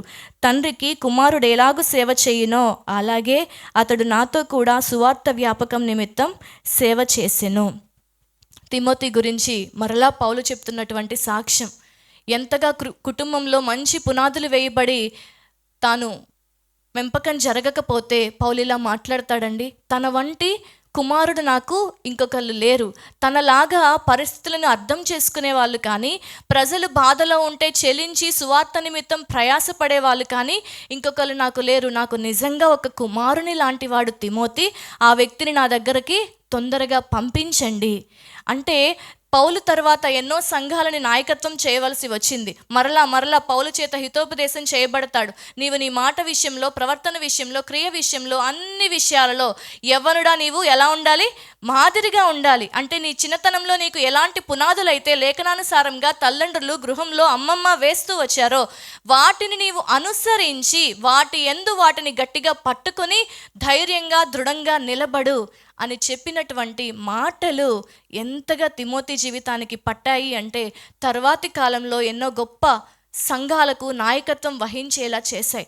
మన బిడ్డలను చిన్నతనం నుంచే సండే స్కూల్కి పంపించడం అనేది నిజంగా మన బాధ్యత అండి. ఒకప్పుడు ఈ సండే స్కూల్ అనేటువంటి పరిచర్య కొన్ని వందల సంవత్సరాల క్రితం లేదు. 1780వ సంవత్సరంలో రాబర్ట్ రైక్స్ అనేటువంటి వ్యక్తికి ఇంగ్లాండ్లో రోడ్డు మీద ఉన్నటువంటి పేద పిల్లల్ని చూస్తే మనసు కరిగిపోయింది.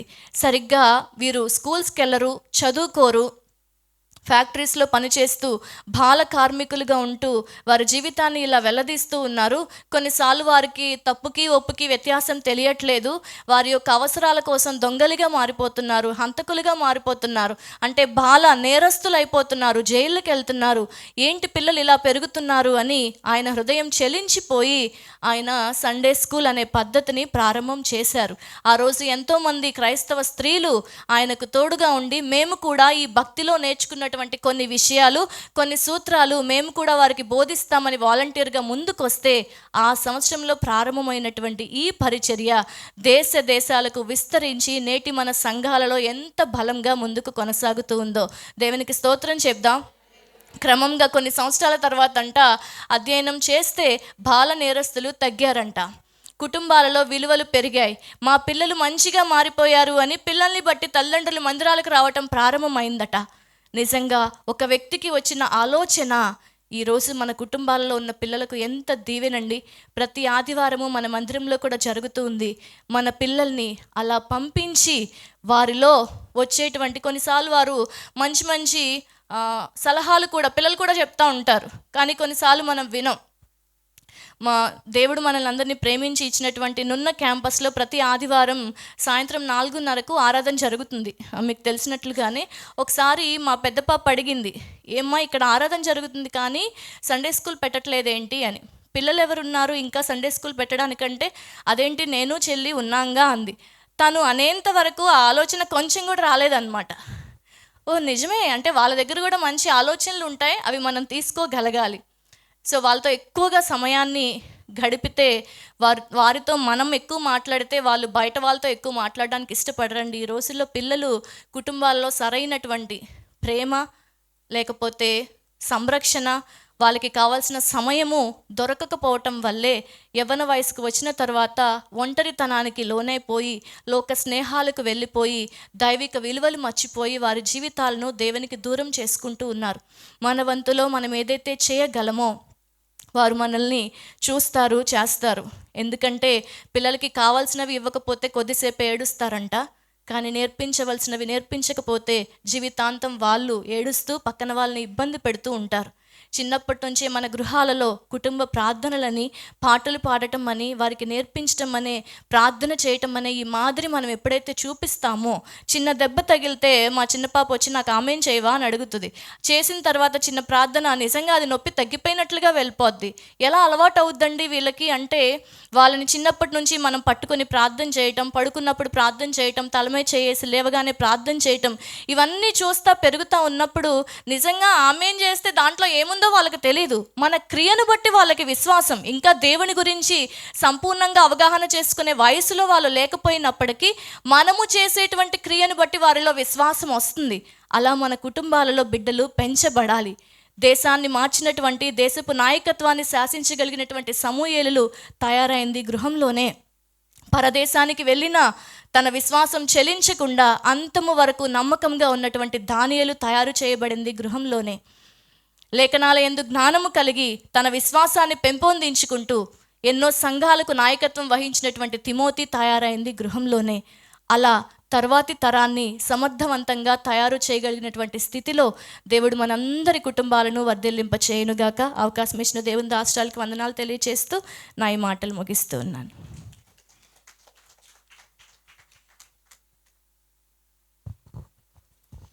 బైబిల్లో ఉన్న మంచి పిల్లలందరి గురించి చెప్పేశారు కదా. మంచి పిల్లల్లో ఉన్న మంచి లక్షణాలన్నీ ఒకే రోజు వినేసినట్లుంది కదా. నాకు తెలిసి ఇక్కడ కూర్చుని మీరు అందరూ కూడా ఈ వయసు పిల్లలు మన దగ్గర లేరు, మన ఇంట్లో లేరు, అమ్మయ్య మనం దాటిపోయాం అనుకుంటున్నారేమో. సరే, దాటిపోయిన వయసులో పెరిగిపోయిన పిల్లలు, మరి మీరు వేసిన పునాది మీద వారి జీవితాలు ఉన్నాయా? మీ ద్వారా వేయబడిన పునాది మీద వారి జీవితాలు కొనసాగుతూ ఉన్నాయా?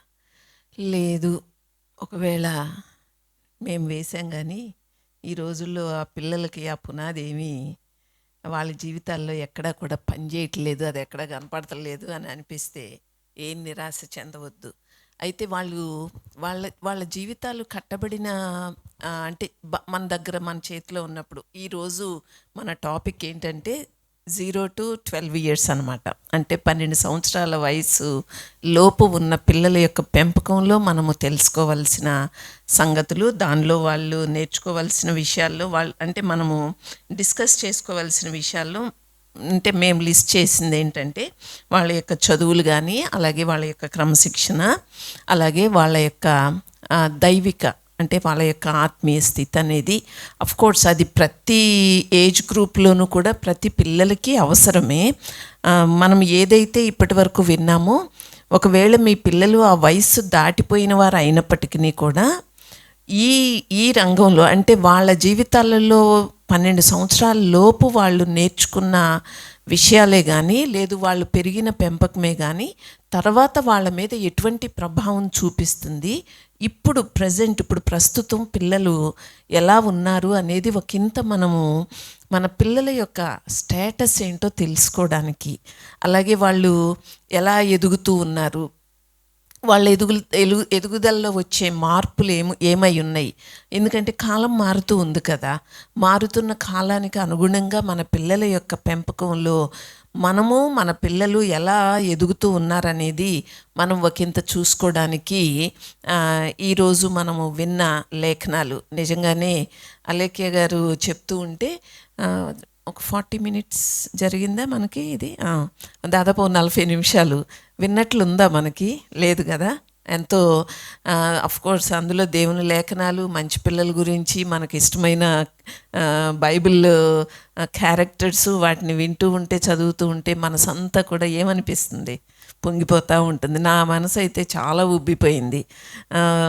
ఎందుకంటే లేఖనాల్లో ఉన్న సంగతులు ధ్యానించడం ద్వారా, వాటిని మనం అప్లై చేసుకోవడం ద్వారా, అవి మన పిల్లల యొక్క మన పెంపకం ముఖ్యంగా అదే చెప్పారు కదా, ముందు తల్లిదండ్రుల దగ్గరే కదా, ఇంట్లోనే కదా మన యొక్క పిల్లలు తయారు కావాల్సింది. ఎప్పుడు కూడా 0 to 12 years అంటే ఆ 12 సంవత్సరాల లోపు ఉన్న పిల్లలైనా, లేదు ఏ వయసులో ఉన్న పిల్లలనైనా వాళ్ళ యొక్క పర్ఫెక్షన్ను అంటే వాళ్ళు ఇంక తిరుగులేదు అనే స్థాయికి వెళ్ళడానికి ముందు వాళ్ళల్లో స్థిరత్వం అనేది అసలు ఎక్కడుందో దానిని గమనించుకోవడం తల్లిదండ్రులంగా మనకి చాలా అవసరం. మనం ఎంతసేపు మొదటి రోజు నుంచి ఏం కోరుకుంటామంటే పిల్లల్లో పర్ఫెక్షన్, వాళ్ళు ఖచ్చితంగా వాళ్ళు మంచిగా, ఇంక మంచి మన నోట్లో నానిపోతూ ఉంటుందంటే నమ్మండి, మంచిదే, మనం మంచిని కోరుకోవడం మంచిదే. కానీ దానికంటే ముందు అసలు మన పెంపకంలో వాళ్ళు ఎంతవరకు మన మాటకి, లేదు మనం చెప్పే బోధకి, లేదు మన యొక్క నడవడిని చూడడంలో వాళ్ళు ఎంతవరకు మనల్ని గమనిస్తూ వాళ్ళ యొక్క జీవితాల్లో అసలు ముందు ఆ స్థిరమైన మనసు ఒక కేంద్రీకరించగలిగిన, లేదు మన మీద దృష్టి పెట్టగలిగిన, మన మాట మీద దృష్టి పెట్టగలిగిన ఆ స్థిరమైన మనస్సు, స్థిరమైన బుద్ధి అనేది వాళ్ళల్లో ఎంతవరకు ఉందో ముందు దానిని ఖచ్చితంగా మనం స్థిరపరచగలిగినట్లయితే తర్వాత విషయాల్లో పర్ఫెక్షన్ అనేది వస్తుంది. మొదటి రోజు నుంచి వాళ్ళని చింతపిక్క అరగట్టినట్టుగా వాళ్ళని అరగదీసేసామనుకోండి, రెండో రోజు వాళ్ళు అస్సలు మన మాటకు అసలు లెక్క చేయరంటే మీరు నమ్మండి. అంటే ఒకే రోజులో ఏదో ఓవర్ నైట్లో మన పిల్లలు ఎప్పుడు కూడా పర్ఫెక్ట్ అవ్వలేరు. మనము ఆ పిల్లల యొక్క పెంపకంలో మనం గుర్తించాల్సిన, గ్రహించవలసిన సంగతులను మనం గ్రహిస్తూనే మనం ఏం చేయాలంటే వాటిల్లో మన పిల్లలకి కావలసిన వాటిని, అవసరమైన వాటిని మనము అందించవలసిన వారమై ఉన్నాం. సమూయేలు కానీ, దానియేలు కానీ, తిమోతి కానీ ఆ ముగ్గురు కూడా నిజంగానే ఎక్కడ పెంచబడ్డారో, ఎక్కడ వాళ్ళ యొక్క బాల్యం ఆరంభమైందో అది వాళ్ళ జీవితం అంతా కూడా ఎలా రిఫ్లెక్ట్ అవుతూ, ఎలా ప్రతిబింబిస్తూ వచ్చిందో అటువంటి ప్రభావము నా పిల్లల్లో కూడా నేను చూడాలి. మీ పిల్లల యొక్క పెంపకం అనేది బాల్య దశలో మీరు ఏది నేర్పించారో, ఏది బోధించారో అది ఇప్పుడు మీ పిల్లల యొక్క వయసును బట్టి వాళ్ళ జీవితాల్లో ఎక్కడుందో దానిని ఈరోజు మనం ఒకంత గ్రహించుకుంటూ ప్రార్థనలోకి వెళ్ళే ముందు మీకు 2 పాయింట్స్ ఇస్తాను. మీరు గ్రూప్స్గా కూర్చున్నట్లయితే సహజంగా మనము ఇందాక అలేఖ్య గారు మెన్షన్ చేస్తూ చెప్పిన మాటల్లో కుటుంబ ప్రార్థన దానిని గురించి ప్రస్తావించారు. అలాగే బైబిల్లోని వాక్యాలు అంటే కంఠత వాక్యం కానీ దానికి సంబంధించిన బైబిల్లో ఉన్న వాక్యాలను మనం ఎలా ఇదివరకు సండే స్కూల్లో పరిచర్య ఆరంభించినప్పుడు ఎన్ని పద్ధతులు ఉపయోగించేవాళ్ళమోనండి. మేము సండే స్కూల్కి వెళ్ళినప్పుడు ఉన్న పద్ధతులు మేము సండే స్కూల్లో పిల్లలకి బోధించే టైంకి ఉపయోగపడలా, అవి పాతవి అయిపోయినాయి. ఆ తర్వాత మేము సండే స్కూల్ పిల్లలకి బోధించేటప్పుడు మళ్ళీ కొత్త పద్ధతులు. ఇప్పుడు సండే స్కూల్లో ఉన్న పిల్లలకి బోధించడానికి ఇంకొన్ని కొత్త పద్ధతులు. ఎప్పటికప్పుడు ఏంటంటే అవి మాడిఫై చేసుకోవాల్సిందే కానీ పిల్లలకి మన పాత పద్ధతులు అనేవి కొన్నిసార్లు నిజంగానే ఉపయోగపడే రోజుల్లో మనం ఉండడం లేదంటే ఏమో అతిశయోక్తి కాదు, ఆశ్చర్యం కూడా కాదు. అయితే ప్రార్థన, కుటుంబ ప్రార్థన అనే దానికి ఇంకా మోడిఫికేషన్స్ ఏం లేవు. దాన్ని ఇంకా ఏమీ మార్పు చేయడానికి ఏమి కొత్త పద్ధతులు అయితే ఏం లేవు. కుటుంబ ప్రార్థనే. అప్పుడైనా, ఇప్పుడైనా, ఎప్పుడైనా, ఏ తరములో ఉన్నవారమైనా పిల్లలతో కలిసి కుటుంబ ప్రార్థన చేసుకోవడం అనేది చాలా చాలా అవసరం. ఆ కుటుంబ ప్రార్థన అలాగే మన పిల్లలకి చిన్న చిన్న వాక్యాలు మనము అంటే వాళ్ళ వయస్సును బట్టి పెద్ద పిల్లల్ని కూర్చోబెట్టి చిన్న వాక్యాలు ఏం నేర్పించక్కర్లేదు. మనం వాళ్ళకు ఒక కీర్తన ఇచ్చేసి నువ్వు చదివి నాకు రేపటికి అప్పచెప్పాలి అని చెప్పడం తప్పేం కాదండి. అంటే వాళ్ళకి మనము ఏ రీతిగా వాళ్ళకి ఆ బైబిల్ స్టడీని అంటే బైబిల్లో ఉన్న వాక్యాలను వాళ్ళకి మనము నేర్పించాలో అవి వాళ్ళని ఎలా మారుస్తాయి.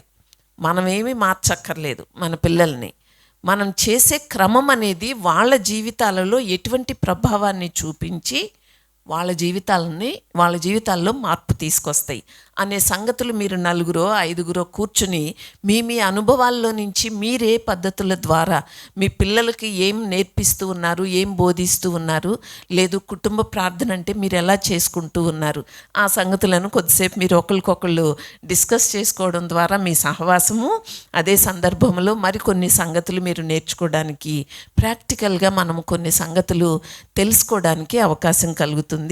అలాగే రెండో పాయింట్ ఏంటంటే, మొదటి పాయింట్ అది, రెండో పాయింట్ ఏంటంటే మన చుట్టూ ఉన్న చెడు చెడంతా మనం చూడకపోవచ్చు, మనకు తెలవకపోవచ్చు, కానీ మన పిల్లలకి మాత్రం చాలా తెలుస్తాయి కదా. తెలిసిన విషయాలన్నీ కూడా మళ్ళీ ఇంటికి వచ్చి పేరెంట్స్గా మనతో చెప్పాలని అనుకోరు. వాళ్ళలోనే ఉంచుకుంటారు, వాళ్ళలోనే దాచుకుంటారు, వాళ్ళల్లోనే వాటిని కొన్నిసార్లు అయితే వాళ్ళలోనే సమాధి కూడా చేసేసుకోవాలనుకుంటారు. ఎందుకంటే దానికి చాలా రీజన్స్ ఉన్నాయి. ఆ రీజన్స్ అన్నీ కూడా నేను ఇక్కడి నుంచి చెప్పక్కర్లేదు అనుకుంటున్నా. కొన్నిటిలోనేమో కొంతమంది కొన్ని విషయాల్లోనేమో అమ్మో మా మమ్మీకి డాడీకి తెలిస్తే తట్టుకోలేరు అనేది ఒక రీజన్ ఉంటుంది. కొన్ని విషయాల్లోనేమో అమ్మో మా మమ్మీకి డాడీకి తెలిసిందంటే నన్ను కొడతారు. అంటే వాళ్ళల్లో ఉన్న ఆ డిఫరెంట్ యాంగిల్స్ ఏమైతే ఉన్నాయో అవన్నీ కూడా వాళ్ళని ఏం చేస్తున్నాయి అంటే వాళ్ళ చుట్టూ లేదు వాళ్ళు ఎరిగి ఉన్న కొన్ని చెడు సంగతులు వాటి ప్రభావం అనేది వాళ్ళ మీద ఎలా చూపిస్తుందో దానిని బయట పెట్టడానికి ఇష్టపడరు. అయితే ఆ చెడు ప్రభావం అనేది వాళ్ళ మీద ఎలా కనపరచబడుతుందో, ఎలా చూపిస్తుందో దానిని గమనించుకోవడానికి మన పిల్లలతో కలిసి మనం ఎటువంటి సమయాన్ని గడుపుతూ ఉన్నాం, అలాగే మన పిల్లలు ప్రభావితం కాకుండా అసలు వాళ్ళు చూచే చెడైనా వినేదైనా ఏదైనప్పటికీ కూడా వాళ్ళ మీద ప్రభావం చూపించకుండా ఉండడానికి ఎలా దేవునిలో వారిని నమ్మకంగా పెంచాలి అనే సంగతులు కూడా మీరు డిస్కస్ చేసుకుంటే బాగుంటుంది. అర్థమైందని నేను చెప్పింది. మొదటిదేమో మన కుటుంబ ప్రార్థనలు, అలాగే వాళ్ళకి బైబిల్ స్టడీ అంటే బైబిల్లోని కొన్ని సంగతులు. మీరు కేవలము కుటుంబ ప్రార్థనకే పరిమితం చేయొద్దు. ఆ మధ్య ఎవరో గుర్తు రావట్లేదండి, ఇందాక నుంచి ఆలోచిస్తున్నాను. ఎవరో చెప్తూ మొదట్లోనండి ఒక పాట పాడేవాళ్ళం, ఒక కీర్తన చదువుకునేవాళ్ళం. ఆ తర్వాత నలుగురిలో ఎవరో ఒక ఇద్దరం ప్రార్థన చేసేవాళ్ళం అండి మా ఇంట్లో. కానీ రానునండి పాట క్యాన్సిల్ అయిపోయిందండి. వాక్యమును ప్రార్థన కూడా ఇద్దరు బదులు ఒకళ్ళమే చేయడం మొదలుపెట్టామండి. అంటే ఏమైంది, ఫ్యామిలీ ప్రేయరు షార్ట్ అయిపోయింది. ఆ తర్వాత అండి మా పిల్లలు అంతంతసేపు కూర్చోవడం కష్టమంటున్నారని ఎవరో ఒకళ్ళం ప్రార్థన చేసి కుటుంబ ప్రార్థన చేసుకుంటున్నామండి. అంటే ఏమేమి ఎక్స్క్యూజ్ అయిపోయినాయి కుటుంబ ప్రార్థనలో నుంచి? పాటలు, వాక్యము, ప్రార్థనలో కూడా ఒకళ్ళు. తర్వాత ఏమవుద్దో తెలుసా? ఆ ప్రార్థన కూడా మమ్మీకి ఇవ్వద్దు, డాడీ పెద్ద ప్రార్థన చేస్తుంది, డాడీ అయితే చిన్న ప్రార్థన చేస్తుంది. నిజమే. అంటే ఏమైపోతున్నాయి, జరిగేది ఫ్యామిలీ ప్రేయరే, కానీ ఆ ఫ్యామిలీ ప్రేయర్ కాస్త ఏమైపోతుంది, మజ్జిగ పలసన అయిపోతుంది. నిజమే. అంటే మనం దేనిని మనము ప్రాముఖ్యంగా ప్రథమంగా ఎంచుకుంటున్నాం అనేది నాకైతే ఏమనిపిస్తుందో తెలుసా? ఏమనుకోమాకండి, ఈ విషయంలో పిల్లల తప్పు కాదు, అది తల్లిదండ్రులు అయిన మనమే చాలా విషయాల్లో రాజీ పడిపోవడానికి. అసలే ప్రొద్దున్ననగా వెళ్ళి రాత్రనగా వస్తున్నాడు, కష్టపడిపోతున్నాడు స్కూల్లో. ఆడు వచ్చేసరికి మొహం ఏలాడేసుకుని వస్తున్నాడు. ఏలాడేసుకునే వస్తారు మరి, రోజంతా స్కూల్లో ఉంటే ఏలాడేసుకుని కాక ఎంతుకుంటా వస్తారేంటి? రారు, వాళ్ళు అలసిపోయే వస్తారు. అలసిపోయి వచ్చినా కానీ వాళ్ళని మనం అలా అని వాళ్ళ మీద ఏదో మనం భారంతో రుద్దాలని కాదు నేను చెప్పేది. దానిలో నుంచి మనము ఆ పిల్లల్ని మనము పెంచుకోవడంలో మనం కలిగి ఉండవలసిన, మనం ఎరిగి ఉండవలసిన చాలా సంగతులను నాకు అన్నిటికంటే తేలికైన వయసు అయితే మరి మీలో ఎంతమంది ఏకీభవిస్తారు? మీరు చెయ్యెత్తుతారా? ఏ ఏజ్ గ్రూపు మనకు తేలిగ్గా అనిపిస్తుందని నాకు అనిపిస్తుందంటే ఇది 12 సంవత్సరాల లోపు పిల్లలే తేలిక అనిపిస్తుంది. మీరు ఎంతమంది అంగీకరిస్తారు?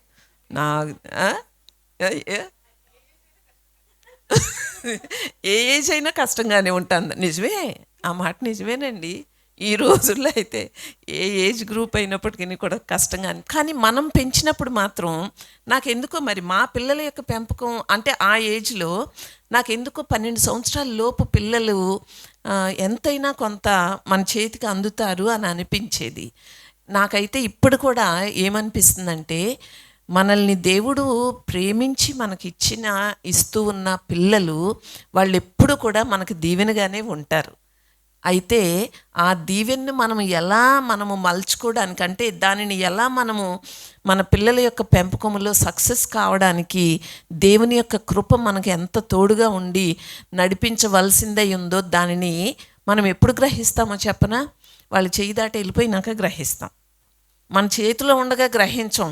ఆ రోజు ఏమనుకుంటామంటే అసలు మనకంటే మించిన వాళ్ళు లేరు, మన పిల్లల కంటే మంచోళ్ళు కూడా లేరు అనే అనుకుంటాం. అలా అని పిల్లలందరినీ చెడ్డోళ్ళని అనుకోవాలని కాదు సుమా. వాళ్ళ యొక్క పెంపకంలో మనకి కావలసిన మెలకు. ఆ మధ్య అమెరికా నుంచి ఒక అమ్మమ్మ గారు ఫోన్ చేశారు.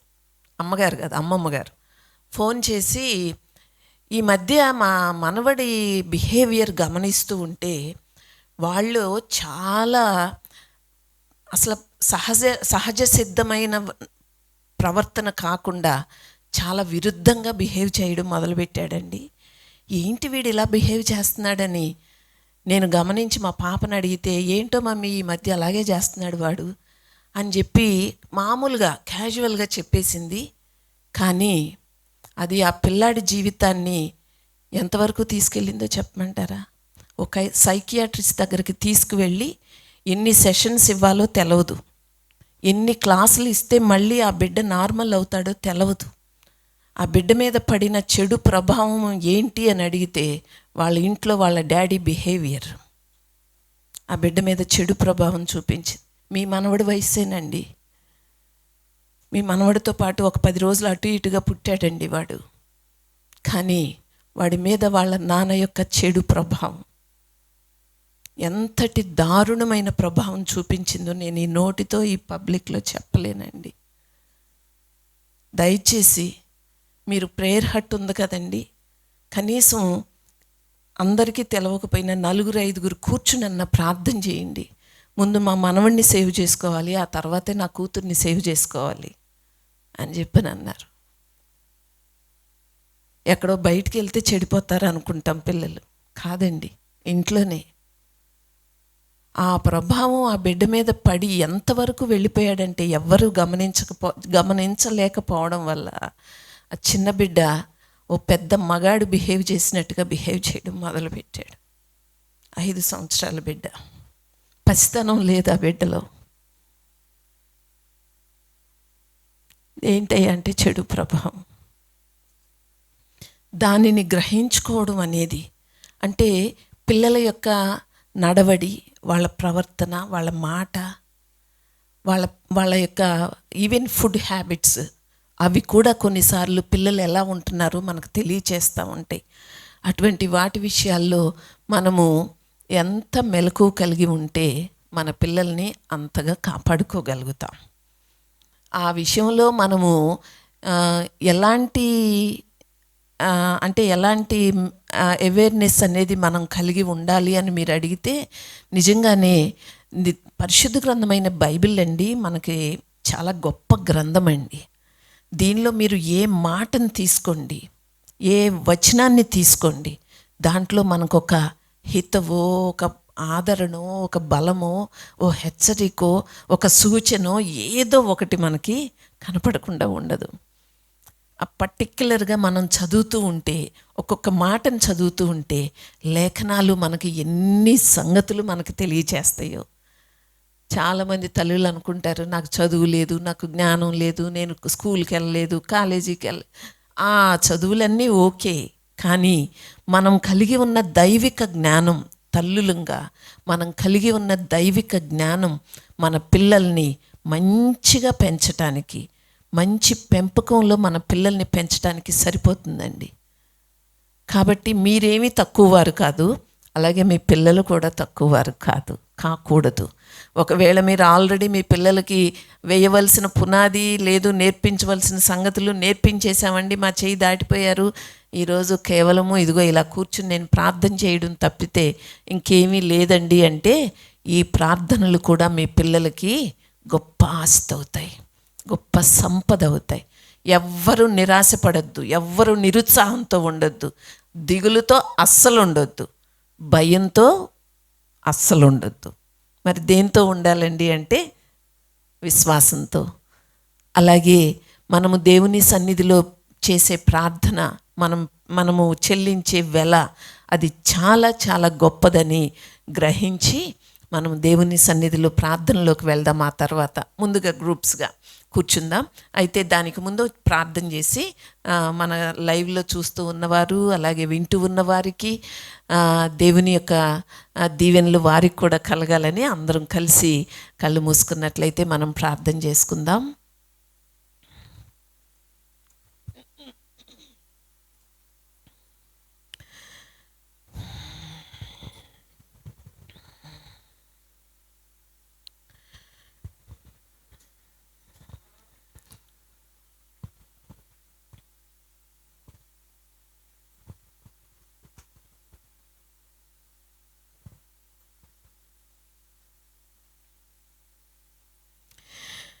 పరిశుద్ధుడైన మా తండ్రి, ప్రేమ కలిగిన మా ప్రభువా, నీ నామానికి వందనాలు చెల్లిస్తూ ఉన్నాం.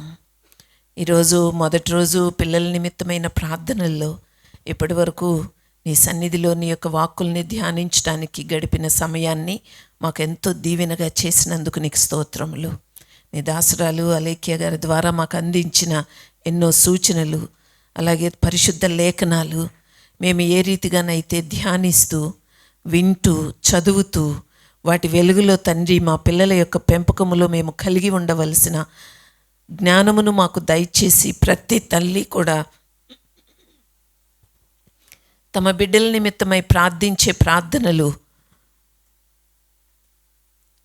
పిల్లల జీవితాలలో ఒక గొప్ప ప్రభావమును చూపించేవిగా, పిల్లల జీవితాల్లో వాటిని దీవెనగా, తండ్రి నీ లేఖనాలని మేము ఏ రీతిగానైతే ధ్యానిస్తూ వచ్చామో అలాగే ప్రార్థనలు కూడా తండ్రి, ప్రార్థనలు కూడా ప్రభువా కుటుంబాలకు దీవెనగా ఉండేటట్లుగా నాయనా ఈరోజు ఎవరైతే ప్రార్థించబోతూ ఉన్నారో, ఎవరి నిమిత్తమైతే ప్రార్థించమని కోరుతూ ఉన్నారో, ఏ పిల్లల కొరకైతే తండ్రి తల్లిదండ్రులు ఆరాటపడుతూ ఉన్నారో, ఆశపడుతూ ఉన్నారో,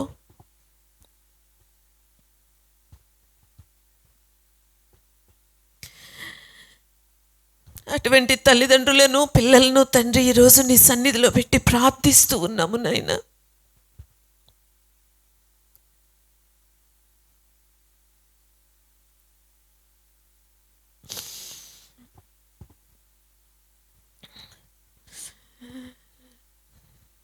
పిల్లల జీవితాల్లో ప్రభువా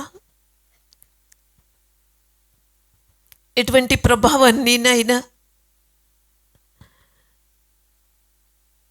చూపిస్తూ వారి జీవితాల్లో తండ్రి ఎటువంటి మార్పుల్ని తీసుకొస్తూ ఉన్నాయో చుట్టూ ఉన్న పరిస్థితులు, అలాగే ఇంట్లో పెరుగుతూ ఉన్న విధానము, బయటకు వెళ్ళి బయట లోకంలో వారు చూస్తూ ఉన్న పరిస్థితులు, వాటి విధానాలు ఎటువంటి ప్రభావం చూపిస్తూ ఉన్నాయో, ఎలా పిల్లలు ప్రభావితం అవుతూ ఉన్నారో వాటిని మేము అరికట్టలేకపోవచ్చేమో, కానీ తల్లిదండ్రులుగా ఎలా మెలకు కలిగి ఉండి పిల్లల్ని పెంచటంలో తగిన జ్ఞానముతో వ్యవహరించాలో దానికి కావలసిన నీ కృపను ప్రతి కుటుంబంలో ఉన్న తల్లిదండ్రులకు మీరు దయచేయమని వేడుకుంటూ ఉన్నాం. మేమేదో ఫెయిల్ అయిపోయామని, మేము అనుకున్నది అనుకున్నట్లుగా జరగలేదని నిరాశ కానీ, నిరుత్సాహం కానీ, భయం కానీ, బాధ కానీ కలిగి ఉండడం మాత్రమే కాకుండా వాటిని జయించటానికి కావలసిన విశ్వాసములో ప్రతి తల్లిదండ్రుల్ని కూడా తండ్రి, ప్రతి తల్లిదండ్రుల్ని కూడా నీలో స్థిరులుగాను కదలని వారుగాను తండ్రి, విశ్వాసములో తండ్రి నైనా వారు మరింత ఎదుగుచూ తండ్రి కుటుంబాలను కాపాడుకోవడంలో కావలసిన జ్ఞానముతో ప్రతి ఒక్కరిని కూడా నింపుమని వేడుకుంటూ ఉన్నాం. ప్రతి ఒక్కరిని కూడా మీరే విశ్వాసములో బలవంతులుగా చేయమని వేడుకుంటూ ఉన్నాం. అంతేకాదు నాయన, జ్ఞానముతో పాటు వివేకమును దయచేయమని వేడుకుంటూ ఉన్నాం తండ్రి. లేఖనాలను అధ్యయనం చేయడంలో అవసరమైన జ్ఞానమును, అలాగే కుటుంబ వాతావరణాన్ని గమనించుకోవడంలో, పరిరక్షించుకోవడంలో కావలసిన జ్ఞానమును, వివేకమును, అలాగే నైనా ఇప్పటికే జరిగిన పొరపాట్లు ఉన్నట్లయితే వాటిని సరిచేసుకోవడంలో కావలసిన దిద్దుబాటు మనస్సును, దానికి అవసరమైన జ్ఞానమును, వివేకమును ప్రతి తల్లిదండ్రులకు కూడా దయచేయమని వేడుకుంటూ ఉన్నాం. పిల్లల మీద నేరం మోపే తల్లిదండ్రులుగా ఏ ఒక్కరిని ఉంచొద్దు తండ్రి. అలాగే తల్లిదండ్రుల మీద అసహనాన్ని కనపరిచి పిల్లలుగా కూడా ఏ పిల్లలు కూడా ఉండకుండా కుటుంబ వ్యవస్థలో ఉండవలసిన క్రమమును, కుటుంబ వ్యవస్థలో కలిగి ఉండవలసిన, పొందుకోవలసిన దీవెనలను ప్రతి కుటుంబము కూడా పొందుకోవడానికి సహాయం చేయమని ఈరోజు ప్రార్థించమని కోరుతూ ఉన్న బిడ్డల విషయంలో తల్లిదండ్రులు ఏదైతే కోరుకుంటూ ఉన్నారో ఆ పిల్లలందరినీ కూడా ప్రభువా ఈరోజు ఈ వారమంతా కూడా ప్రభువా పిల్లల కొరకు నీ సన్నిధిలో చేసే ప్రతి ప్రార్థనను కూడా మా తండ్రివైన దేవా నీవు చెవియొగ్గి ఆలకించి ప్రతి ప్రార్థనను కూడా సఫలపరచమని, ఏ తల్లి ప్రార్థన కూడా నిరర్ధకం కాకుండా, నిష్ఫలము కాకుండా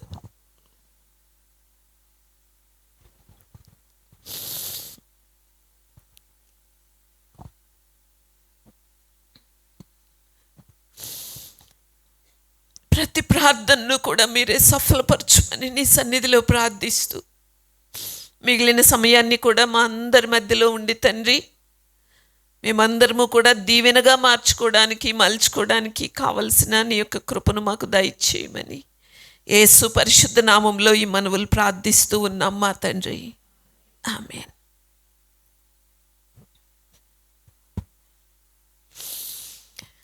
అలాగే మీ పిల్లల కొరకు ఇంకా మేము ప్రార్థనలు కొనసాగిస్తాం. అలాగే మీరు మీ గృహాల్లో, మీ కుటుంబాల్లో ఉండి మీరు కూడా పిల్లల కొరకు ప్రార్థన చేయండి. దేవుడు మిమ్మల్ని, మీ కుటుంబాలను, మీ బిడ్డలను దీవించి ఆశీర్వదించునుగాక.